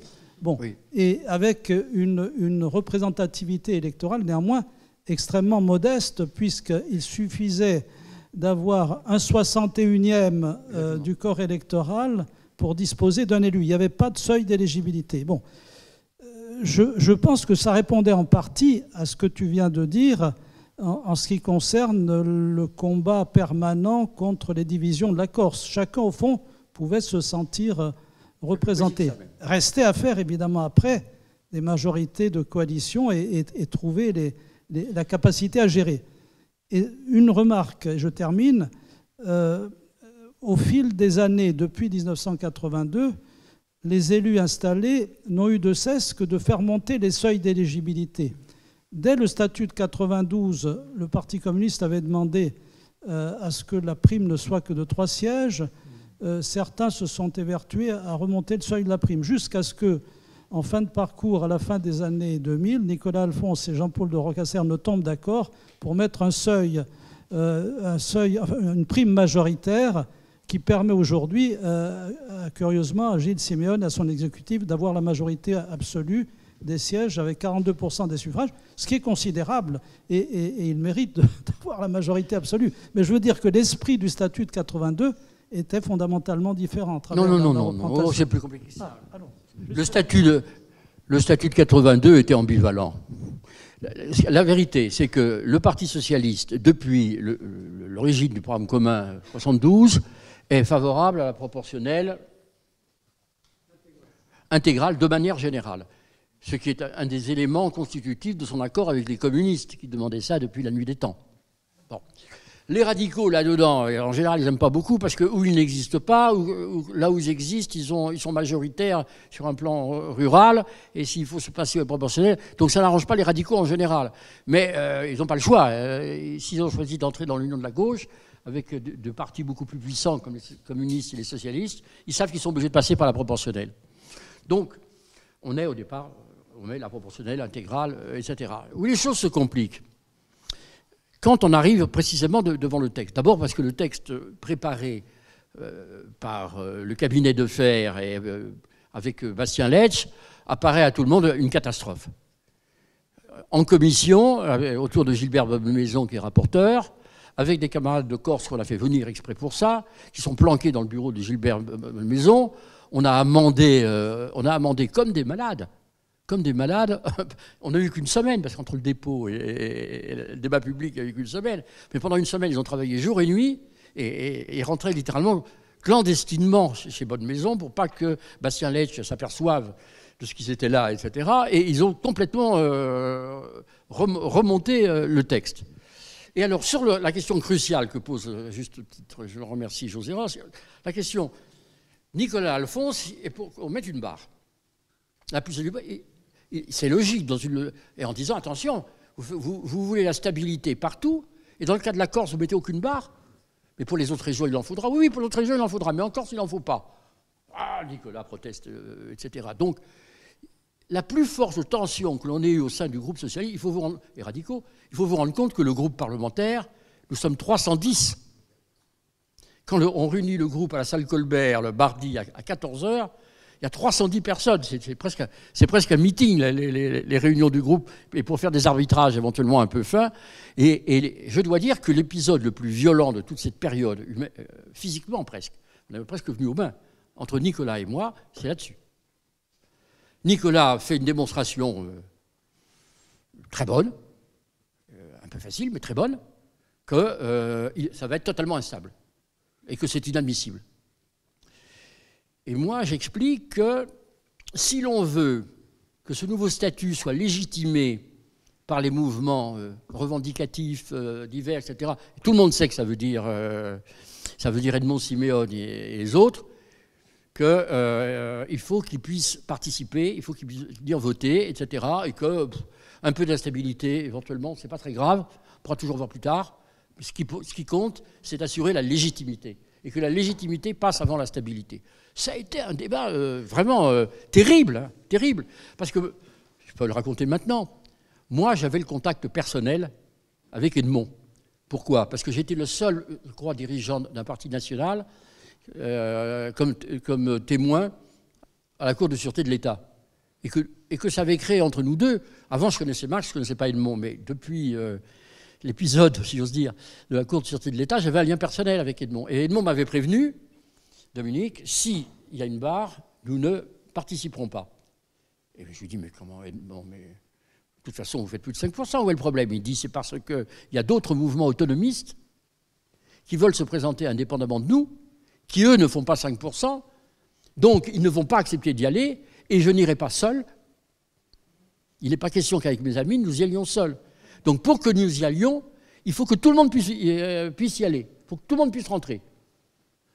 Donc, moi, j'ai parlé de ça entre-temps, évidemment, avec Pierre Jox, qui présidait le groupe, etc. J'ai vu Gaston, etc. Donc j'ai eu une bagarre avec Nicolas terrible. Et j'ai fait battre Nicolas. Je n'avais pas beaucoup de mérite. Hein. Ils devaient être 20 les radicaux, on était 300 socialistes, donc ce n'était pas trop difficile. Et à la suite de ça, donc la décision, elle a été en toute lucidité. Hein. On savait que c'était instable, mais ce n'était pas le problème. Ce n'était pas le problème le plus urgent. Il serait toujours temps de... C'est pour ça que c'est assez facilement qu'ensuite... Et moi, aujourd'hui, je reste persuadé qu'il faut une barre, il faut une prime majoritaire qui soit la plus faible possible, pour que ça soit le plus proportionnel possible, et elle est assez bien placée maintenant. C'est-à-dire que la mise en cause de la responsabilité possible de l'exécutif devant l'Assemblée n'a de sens que s'il y a un maximum de pouvoir représenté à la proportionnelle. Exactement. Autre question? Alors, est-ce qu'il y a d'autres questions? Ou de remarques, ou des témoignages, hein? Ils sont trop jeunes, les témoignages, ils n'ont pas... Mais je ne vois pas que des jeunes, hein, quand même. Hein. Il y a des jeunes et des moins jeunes. En tout cas, pour ceux qui, effectivement, sont plus jeunes et qui n'ont pas connu cette période, mais qui risquent de connaître des discussions, un remake, je ne sais pas, mais en tout cas, qui risque de s'engager dans un processus de discussion, d'échange dans les mois qui viennent, dans les semaines et mois qui viennent. C'est vrai que c'est particulièrement intéressant d'entendre ce témoignage, et on peut faire déjà quelques petits parallèles avec un certain nombre de choses qui se sont passées à la période évidemment récente et contemporaine. Donc je pense que ça sera intéressant d'avoir au cours de l'année, et déjà nous débutons avec Dominique et je t'en remercie, ces différents témoignages et ces différentes analyses qui risquent à un moment donné dans le cycle de conférences de se croiser avec un autre cycle d'échange qui lui sera bien évidemment plus politique dans la perspective d'une évolution institutionnelle future. José Rossi. Je vous en prie. Une deuxième question pour notre ami. Les agences et les offices. On est parti dans le statut de 81-82 dans une décentralisation avant l'heure pour la Corse.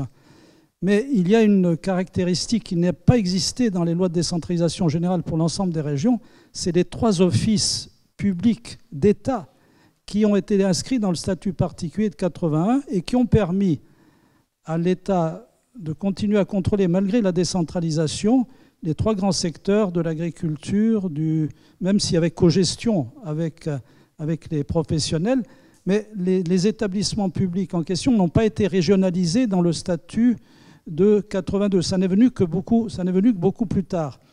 Et quand ceux-là ont été régionalisés, sont devenus des établissements publics régionaux, dirigés alors pleinement par les pouvoirs publics régionaux et l'exécutif régional, il s'était créé entre-temps, sur la base des 3 offices d'État qui avaient continué à exister, d'autres agences et offices, selon le même statut d'établissement public régional, qui ont contribué par la suite à ce que j'appelle la balkanisation du pouvoir exécutif, qui fait que, curieusement, j'estime qu'aujourd'hui, mais ce n'est qu'une appréciation totalement personnelle, que le président d'exécutif en Corse, sauf à contrôler sauvagement l'ensemble des offices et agences, ce qu'il ne peut jamais faire complètement pour toute une série de raisons, et notamment parce qu'il y a des représentations professionnelles au sein des offices qui sont puissantes, on aboutit à un éclatement du pouvoir à travers les offices et agences, l'ensemble de ces offices et agences qui ont été créés par la suite.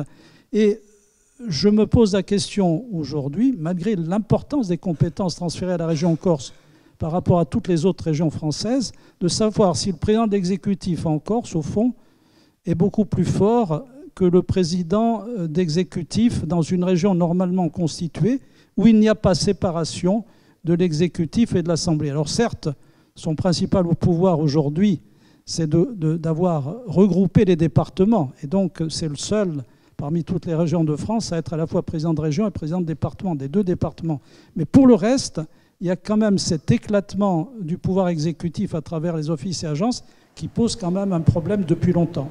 Mais on a changé. Alors là, pour le coup, ne vous appuyez pas trop sur ce qui s'est passé il y a 40 ans.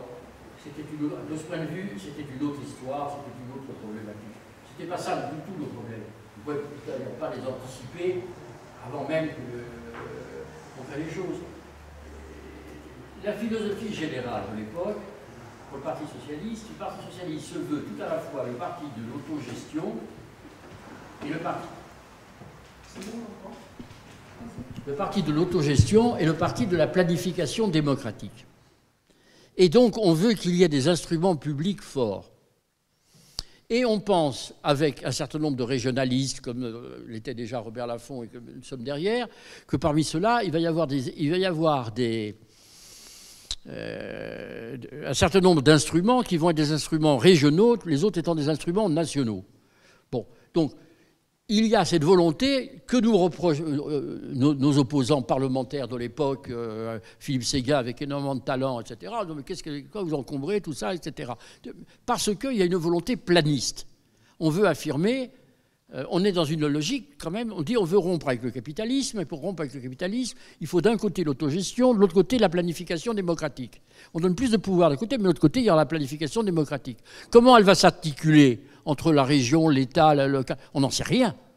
On n'en sait rien. On a plein de travaux de grande qualité, mais on n'a jamais politiquement arbitré. Parce qu'autant on a arbitré à l'intérieur du Parti socialiste sur l'autogestion, quelle autogestion on voulait, parce que là on était en compétition avec Chevènement en interne, donc il fallait préciser les choses pour ne pas se faire déborder. Mais sur la planification démocratique, ça n'a jamais été un enjeu de pouvoir entre nous. Et donc, du coup, on a laissé à quelques techniciens de travailler, mais on n'a jamais sanctionné politiquement ça. Donc, on ne sait pas exactement comment on veut faire. Bon, c'est pas plus grave que ça. On a vu d'autres pouvoirs arriver en étant moins bien préparés que nous n'étions, par certains côtés, après 23 ans d'opposition. Bon, donc, il ne faut pas essayer de transposer les choses, etc. Parmi les raisons de l'époque, il y a encore une fois une volonté planiste qui est très très forte. Ensuite, de savoir ce que l'on laisse ou qu'on ne laisse pas, respectivement à l'État et à la région. Ça, c'est beaucoup discuté dans des réunions interministérielles auxquelles je n'ai pas eu accès. Quand ils préparaient le projet de loi. Et je ne doute pas que le fait de se dire, si on le donne à la région, on risque de le donner à des adversaires à tel endroit, et si on le garde au niveau de l'État, c'est nous qui l'aurons, a pu être un argument beaucoup plus fort que toutes les grandes théories organisationnelles que l'on pourrait coller dessus. Donc, on arrivait quand même avec des gens qui voulaient exercer le maximum de pouvoir dès qu'ils le pourraient. Dans un cadre démocratique, ça va sans dire. Mais enfin, ils voulaient avoir les instruments du pouvoir. Et à ce moment-là, très majoritairement, ils voulaient, même peut-être chez Gaston Defferre, ils avaient l'idée qu'on allait rompre avec le capitalisme, donc il fallait des instruments forts, et qu'après, on se les répartirait entre la région, l'État. À partir du moment où ça serait des amis à nous qui seraient à un niveau ou à l'autre, c'est pas grave. Hein. Donc, pas de théorie là-dessus. Rétrospective. André ? Oui, merci. Là, la question de José Ross me fait penser à quelque chose assez intéressant et peut-être assez fascinant ici, c'est qu'en 1977, le texte dont parlait Dominique Tadé, la proposition de loi du groupe socialiste, on prévoyait non seulement un office des transports, un office hydraulique et un office du développement agricole et rural, on prévoyait aussi une agence de l'emploi, une agence régionale de l'emploi, une agence régionale foncière et une banque régionale. Bon, je vous laisse imaginer si ça avait été écrit, oui, on imaginait ça. Et donc évidemment, je veux dire, ça a créé ce phénomène-là. D'ailleurs, à l'époque de Matignon, vous en avez largement parlé, mais y compris finalement de la suppression de cette organisation en office, voilà, qui, d'un point de vue social, s'annonçait assez compliqué pour qu'on se soit laissé des marges de manœuvre et que finalement on soit revenu dessus. Mais je veux dire, ça, je n'y vois pas forcément quelque chose de négatif dans le partage du pouvoir. Je trouve qu'au contraire, on est dans une époque où on concentre beaucoup le pouvoir dans une seule personne et que finalement, qu'on puisse le diviser un petit peu, si c'est fait de manière concertée et intelligente, je pense que c'est plutôt préférable. Je pense qu'on est beaucoup trop dans une tendance à la concentration que dans la répartition. Non, mais ça, il est certain que je n'ai pas eu l'occasion de le dire, mais le contenu des propositions de loi de 77 et à l'identique de 78, est très avancé quant aux instruments du pouvoir. Parce qu'il y a une très forte volonté politique de rupture, le mot est redevenu maintenant à la mode, et que pour nous, à l'époque, l'économie de marché doit être encadrée par le plan. Hein. Donc il faut que le plan ait des instruments. Et en particulier, je vous rappelle que dans le même temps que nous sommes en train de nationaliser l'intégralité du système de crédit en France, et dans le cadre de ces nationalisations, il doit y avoir une banque dans chaque région. Parce que de ce point de vue, la Corse, évidemment, est en avance, puisqu'elle a un statut particulier, mais il y a l'idée quand même qu'il y aura partout des banques régionales publiques. C'est quand même, voilà, c'est un certain volontarisme qui n'a pas résisté bien longtemps. 2 ans après, on n'en était plus là, mais on peut savoir pourquoi, si on avait raison, tort, etc. C'est une autre histoire. Mais la philosophie, disons, d'action économique de ce moment-là ne peut pas, de ce point de vue, autant il y a des choses sur l'article 72, le débat est le même qu'il y a 50 ans. Par contre, sur la question posée par José Ross, ça n'a plus rien à voir. Il faut savoir, disons, faire un peu le tri des débats anciens, dont certains sont, et les autres ne le sont pas. Ce que je disais simplement, c'était que ce choix avait été fait au départ mais qu'indirectement et sans qu'on le veuille, il avait eu des conséquences à travers la multiplication des offices. Oui, il l'a eu, mais enfin, cher José, si vous avez su, avec Pierre Jox et d'autres, rectifier un certain nombre de choses qu'on a bien besoin, non, mais attends, je dis, si vous avez su rectifier un certain nombre de choses, vous auriez pu aussi peut-être en rectifier d'autres, et si ce n'est vous, au moment des accords Matignon, ou au moment de François Hollande, je veux dire, on n'était pas obligé. Vous savez, j'ai toujours pensé qu'il valait mieux que dans le fond, quand on est dans une logique de transformation profonde, il vaut mieux essayer d'être tout le temps intelligent que d'être génial une fois. Bon, 80... C'est pas incompatible, mais c'est rare.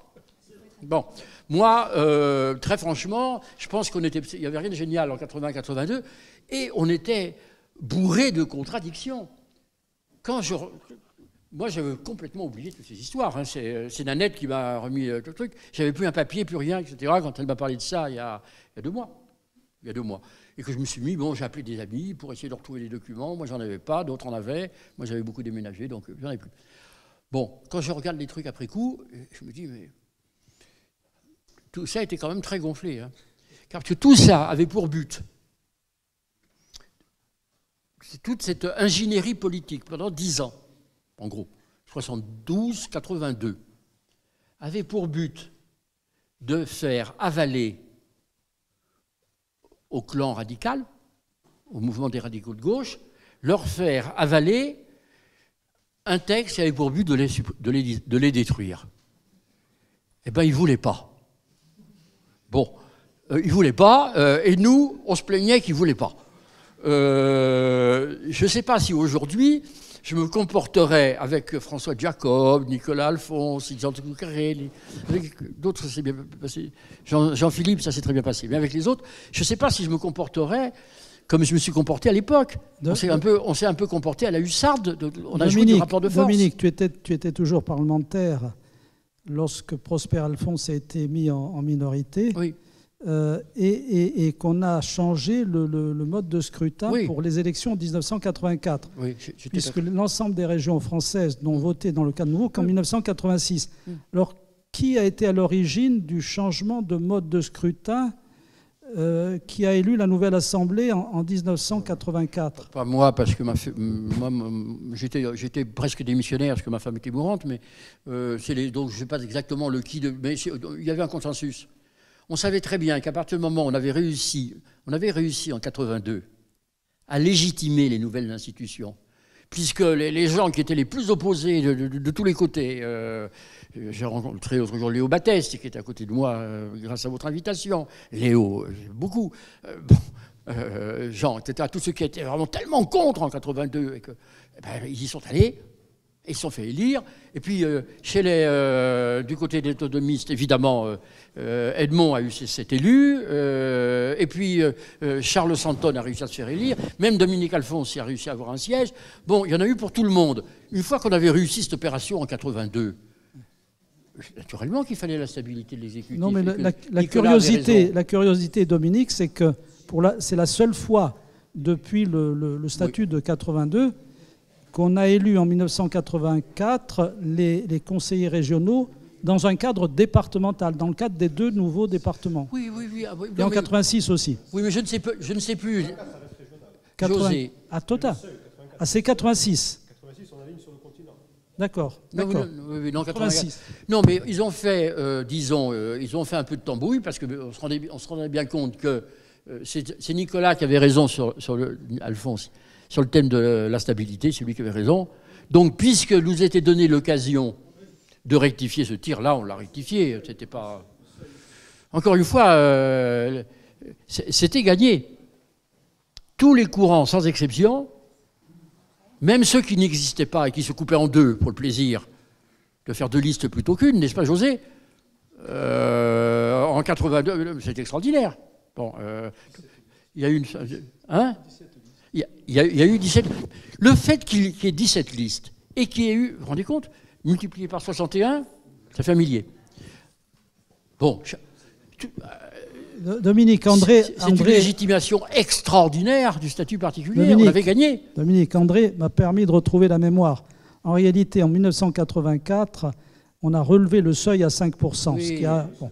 Mais par contre, en 1986, on a voté dans le cadre départemental. Mais il est vrai qu'entre-temps, on a institué la représentation proportionnelle pour l'Assemblée nationale et on a institué le mode de scrutin de l'ensemble des régions françaises qu'on a appliqué à la Corse. Exactement, exactement. Bon, mais ça, entre nous, ça, c'est des tambouilles. Mitterrand, il disait... on peut y revenir, mais c'est pas très...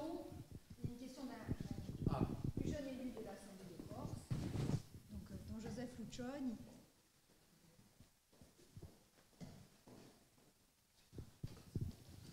Ringraziarvi, Gio Presidente. Buonasera, Monsieur Taddei.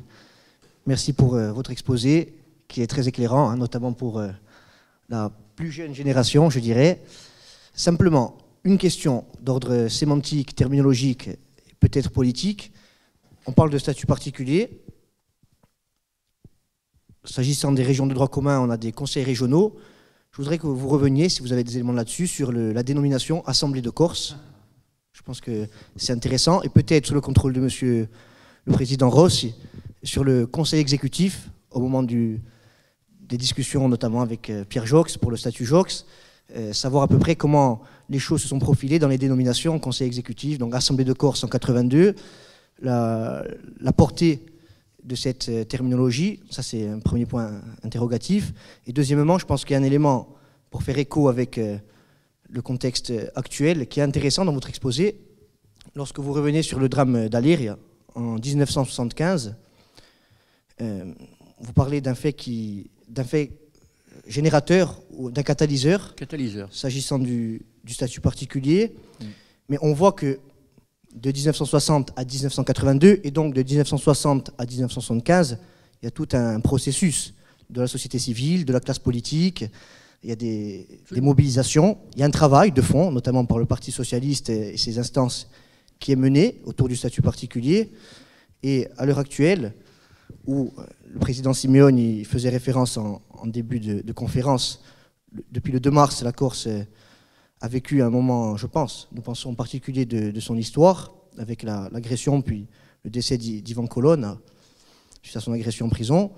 Il y a la petite musique qu'on entend selon laquelle en 7 jours de violence, la Corse aurait obtenu plus qu'en 7 années d'action démocratique, hein, depuis décembre 2015, date de l'accession des nationalistes aux responsabilités à la collectivité de Corse. Et je pense que c'est important de montrer que parfois des événements violents, dramatiques, voire tragiques, ont un effet d'accélérateur, de catalyseur, mais que sans les prémices, les préludes, les fondements, le travail en amont de conviction, de persuasion, de recherche de consensus, de réflexion, d'échange, de débat, les choses ne se produiraient pas de la même manière. Et de la même manière, je paraphraserai le président Simeone en session à l'Assemblée de Corse au mois de mars, sans les 50 années de combat par notamment la famille nationaliste, hein, même si les socialistes, bien sûr, ont été à bien des égards des porteurs de l'idée du statut particulier. Et sans les 7 années d'action démocratique, peut-être que le rapprochement des prisonniers politiques la semaine dernière et l'ouverture, même si elle est soumise, au vote de dimanche, hein, notamment, l'ouverture d'un processus qualifié à vocation historique n'aurait peut-être pas abouti avec seulement les 7 jours de violence. Donc je voulais faire le parallèle et vous interroger à ce sujet. Merci, ben on peut mourir tranquille, ils ont tout compris, hein, la nouvelle génération, donc ça va, bon, ça me rassure. Tout d'abord, sur l'histoire de l'Assemblée de Corse, c'est un peu plus rapide. Donc, dès le départ, nous avons bien l'intention de créer un véritable pouvoir régional. On est quand même dans la logique qui vient de Robert Laffont, etc. On a une vision qui est quand même autogestion régionale, très fédéraliste, etc. On veut vraiment une institution régionale forte. Face à nous, comme d'habitude, pour minimiser, on nous dit, mais bon, on veut bien vous donner une région, mais ça sera comme le département, ça sera juste pour faire joujou avec le préfet de région, le faire avec le préfet de département. Il y a donc 2 visions différentes. Dans les textes de 76-77, c'est l'Assemblée, au sens où, effectivement, au niveau national, c'est l'Assemblée nationale. C'est donc pas par hasard qu'on parle d'Assemblée. Ce n'est pas simplement comme conseil, c'est une Assemblée. Et donc, il y a une notion de souveraineté relative. Hein. Ce n'est pas le démantèlement de l'État, mais enfin, quand même, c'est une idée forte. Ça, c'est clair. Quand ensuite, on se voit démanteler ça, plus ou moins, par Bastien Letch et ses ciseaux et trucs, et que l'on travaille plus ou moins en clandestinité pour arriver à rétablir le texte, etc. Une des premières choses que l'on fait en accord avec le rapporteur, c'est de remettre l'Assemblée de Corse.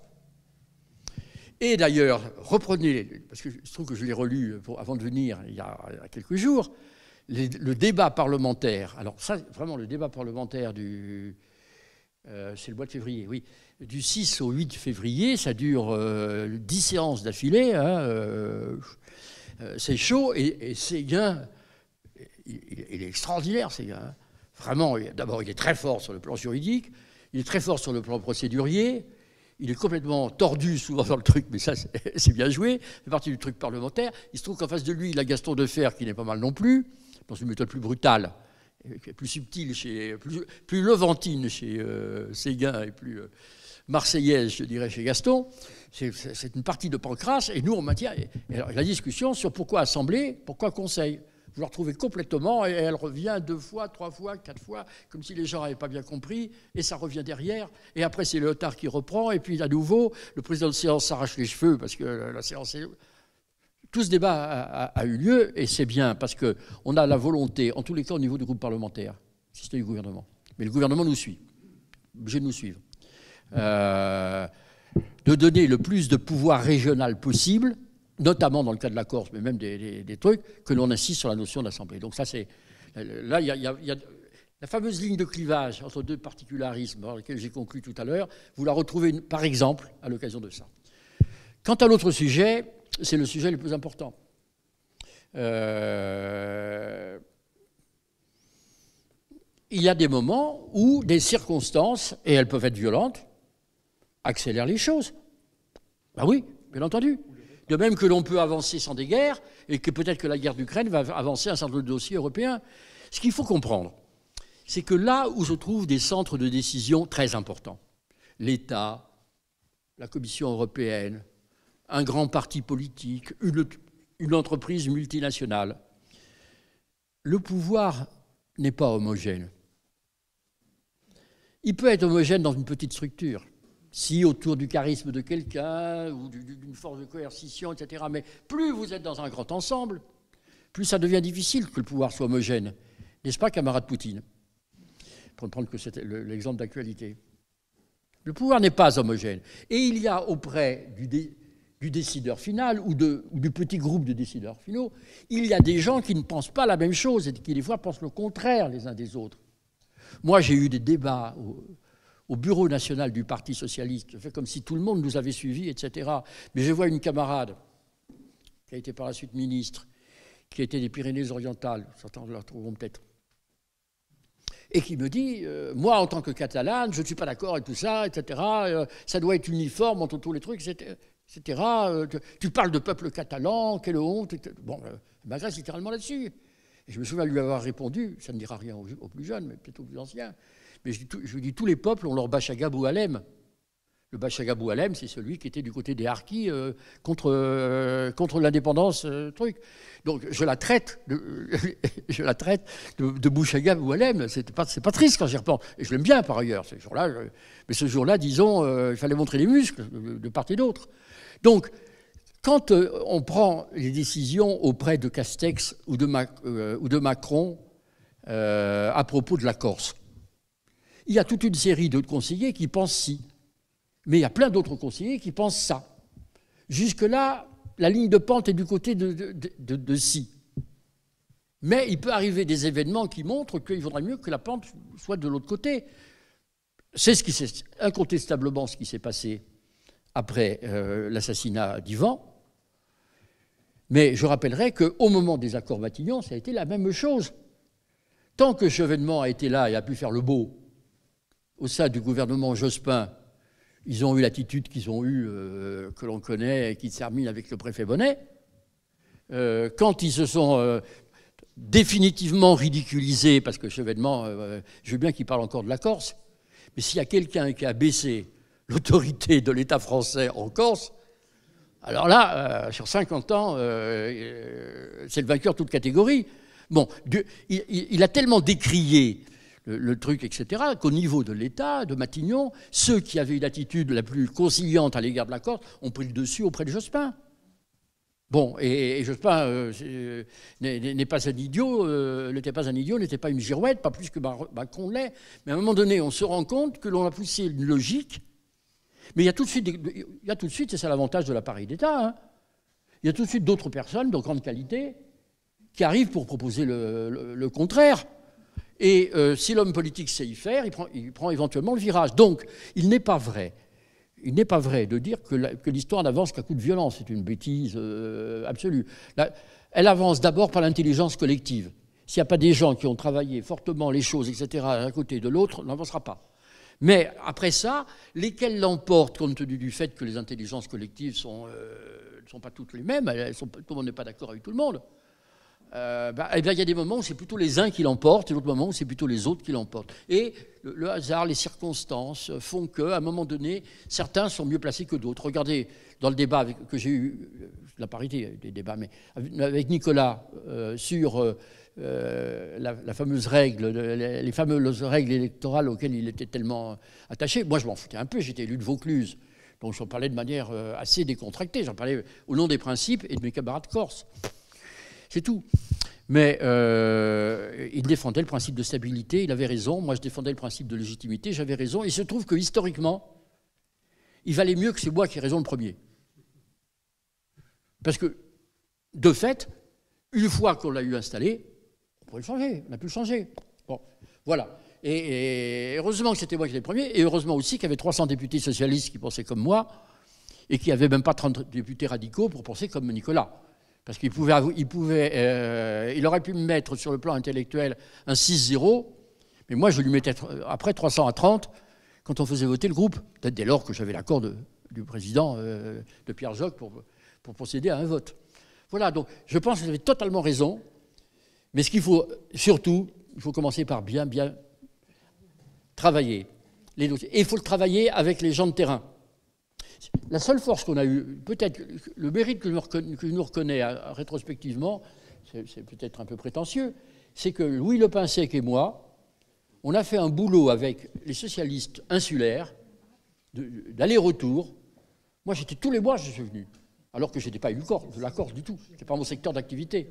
Lepinsec, il venait de la Bretagne. Tous les mois, etc. Et les amis de la Fédération de Corse venaient tous les mois à Paris, etc. Il y a eu, et ça a duré 7-8 ans. On a fait un boulot, si vous voulez, commun, qui fait que finalement, je ne dis pas que les textes étaient bons, puisqu'il y a un certain nombre d'endroits où ils étaient contradictoires. C'est évident, le statut particulier. Alors surtout, dans la version Bastien-Letch, il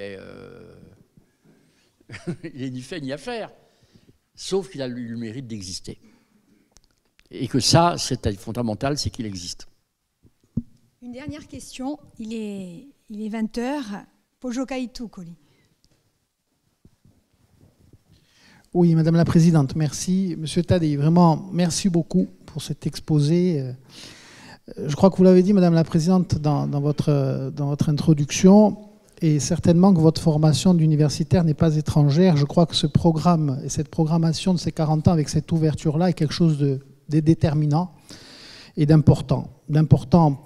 Ça a été dit pour le processus qui est en cours, mais aussi pour notre jeunesse.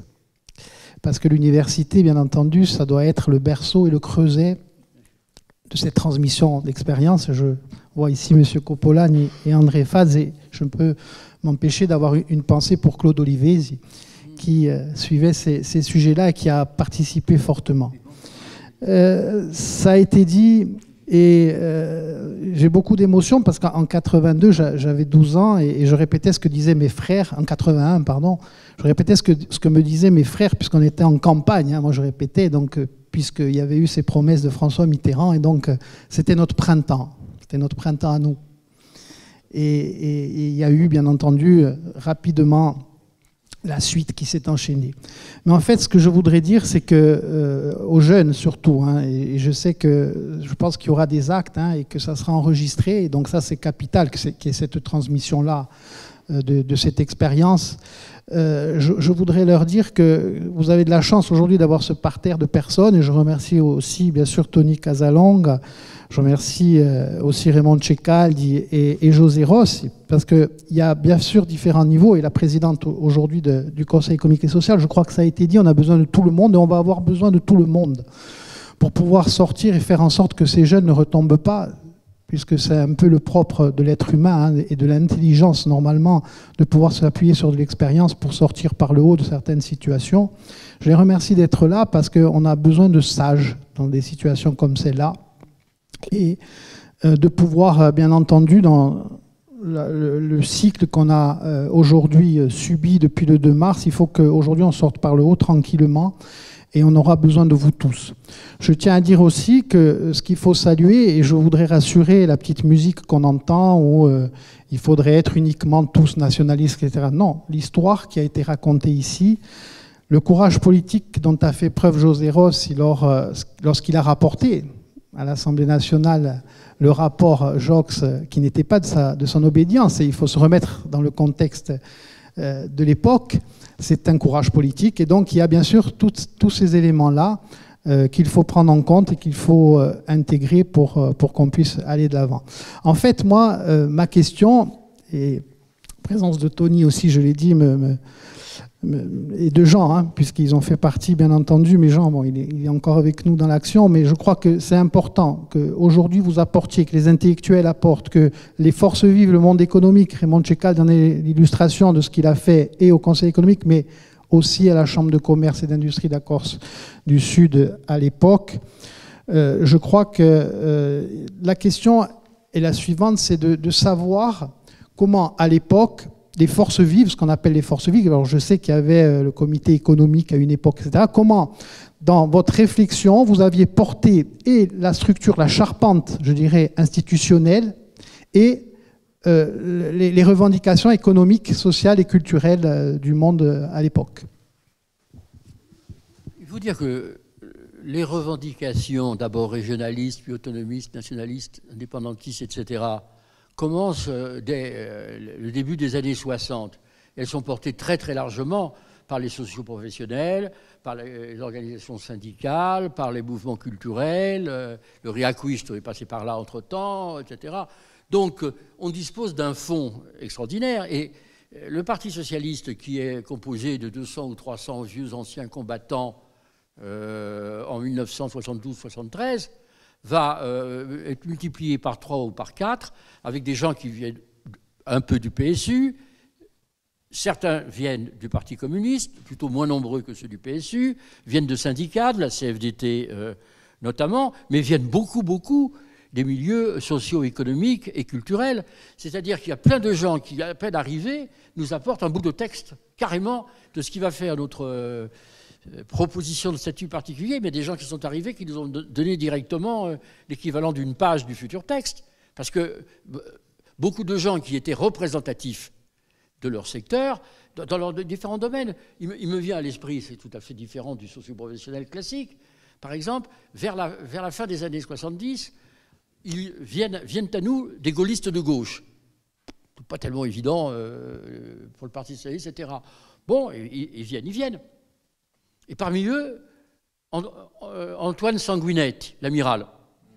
Ah, ça pour le coup, on a pu se nourrir de toute une partie de choses concernant l'armée, etc., dont on était incapable, bien entendu, les militants, etc., étaient capables, mais du coup, là, on a discuté avec lui et on a pu intégrer tout un bout de choses que l'on doit uniquement au ralliement, entre guillemets, d'Antoine Sanguinetti. Je prends cet exemple-là parce qu'il me revient à l'esprit sur l'instant. Mais on a eu comme ça plein de gens des milieux socio-économiques, culturels, de la société civile, pour parler plus largement, qui sont venus nous rejoindre. Et il est certain que quand un parti est dans une phase ascendante, or le Parti socialiste d'Épinay n'a pas cessé de progresser pendant 10 ans. La trajectoire 71-81 est un peu énorme. ne faut pas oublier que Gaston Defferre avait fait 5% à la présidentielle. Il avait fait 5%. Et là, on a fait 28 ou 29% aux élections législatives. Et on a pris la majorité absolue à nous tout seuls avec 300 députés. Je veux dire, c'est une performance dans l'histoire de la Ve République qui est assez rare, quoi. Alors, elle est partie de loin. Parce qu'il y en a qui avaient commencé dès 58, cette bagarre. Moi, j'étais un petit peu arrivé après. Mais il y en a qui sont arrivés au dernier moment. C'est pas grave, il en arrive quand il en arrive. Mais là, quand on est dans une trajectoire ascendante, il faut savoir écouter les forces vives qui viennent vous... Les forces vives vous rejoignent. Si vous êtes dans une trajectoire ascendante politique, les forces vives vous rejoignent. Mais à ce moment-là, c'est le moment où il faut savoir les écouter. Alors, c'est une question de dosage, hein, de savoir-faire, d'habileté même. Je pense que ça sera le mot de la fin. Lorsqu'on est sur une trajectoire ascendante, n'est-ce pas? Donc, il faut savoir intégrer les forces vives et elles nous suivent. Bien, il est 20h07. Merci encore une fois, Dominique. Merci beaucoup.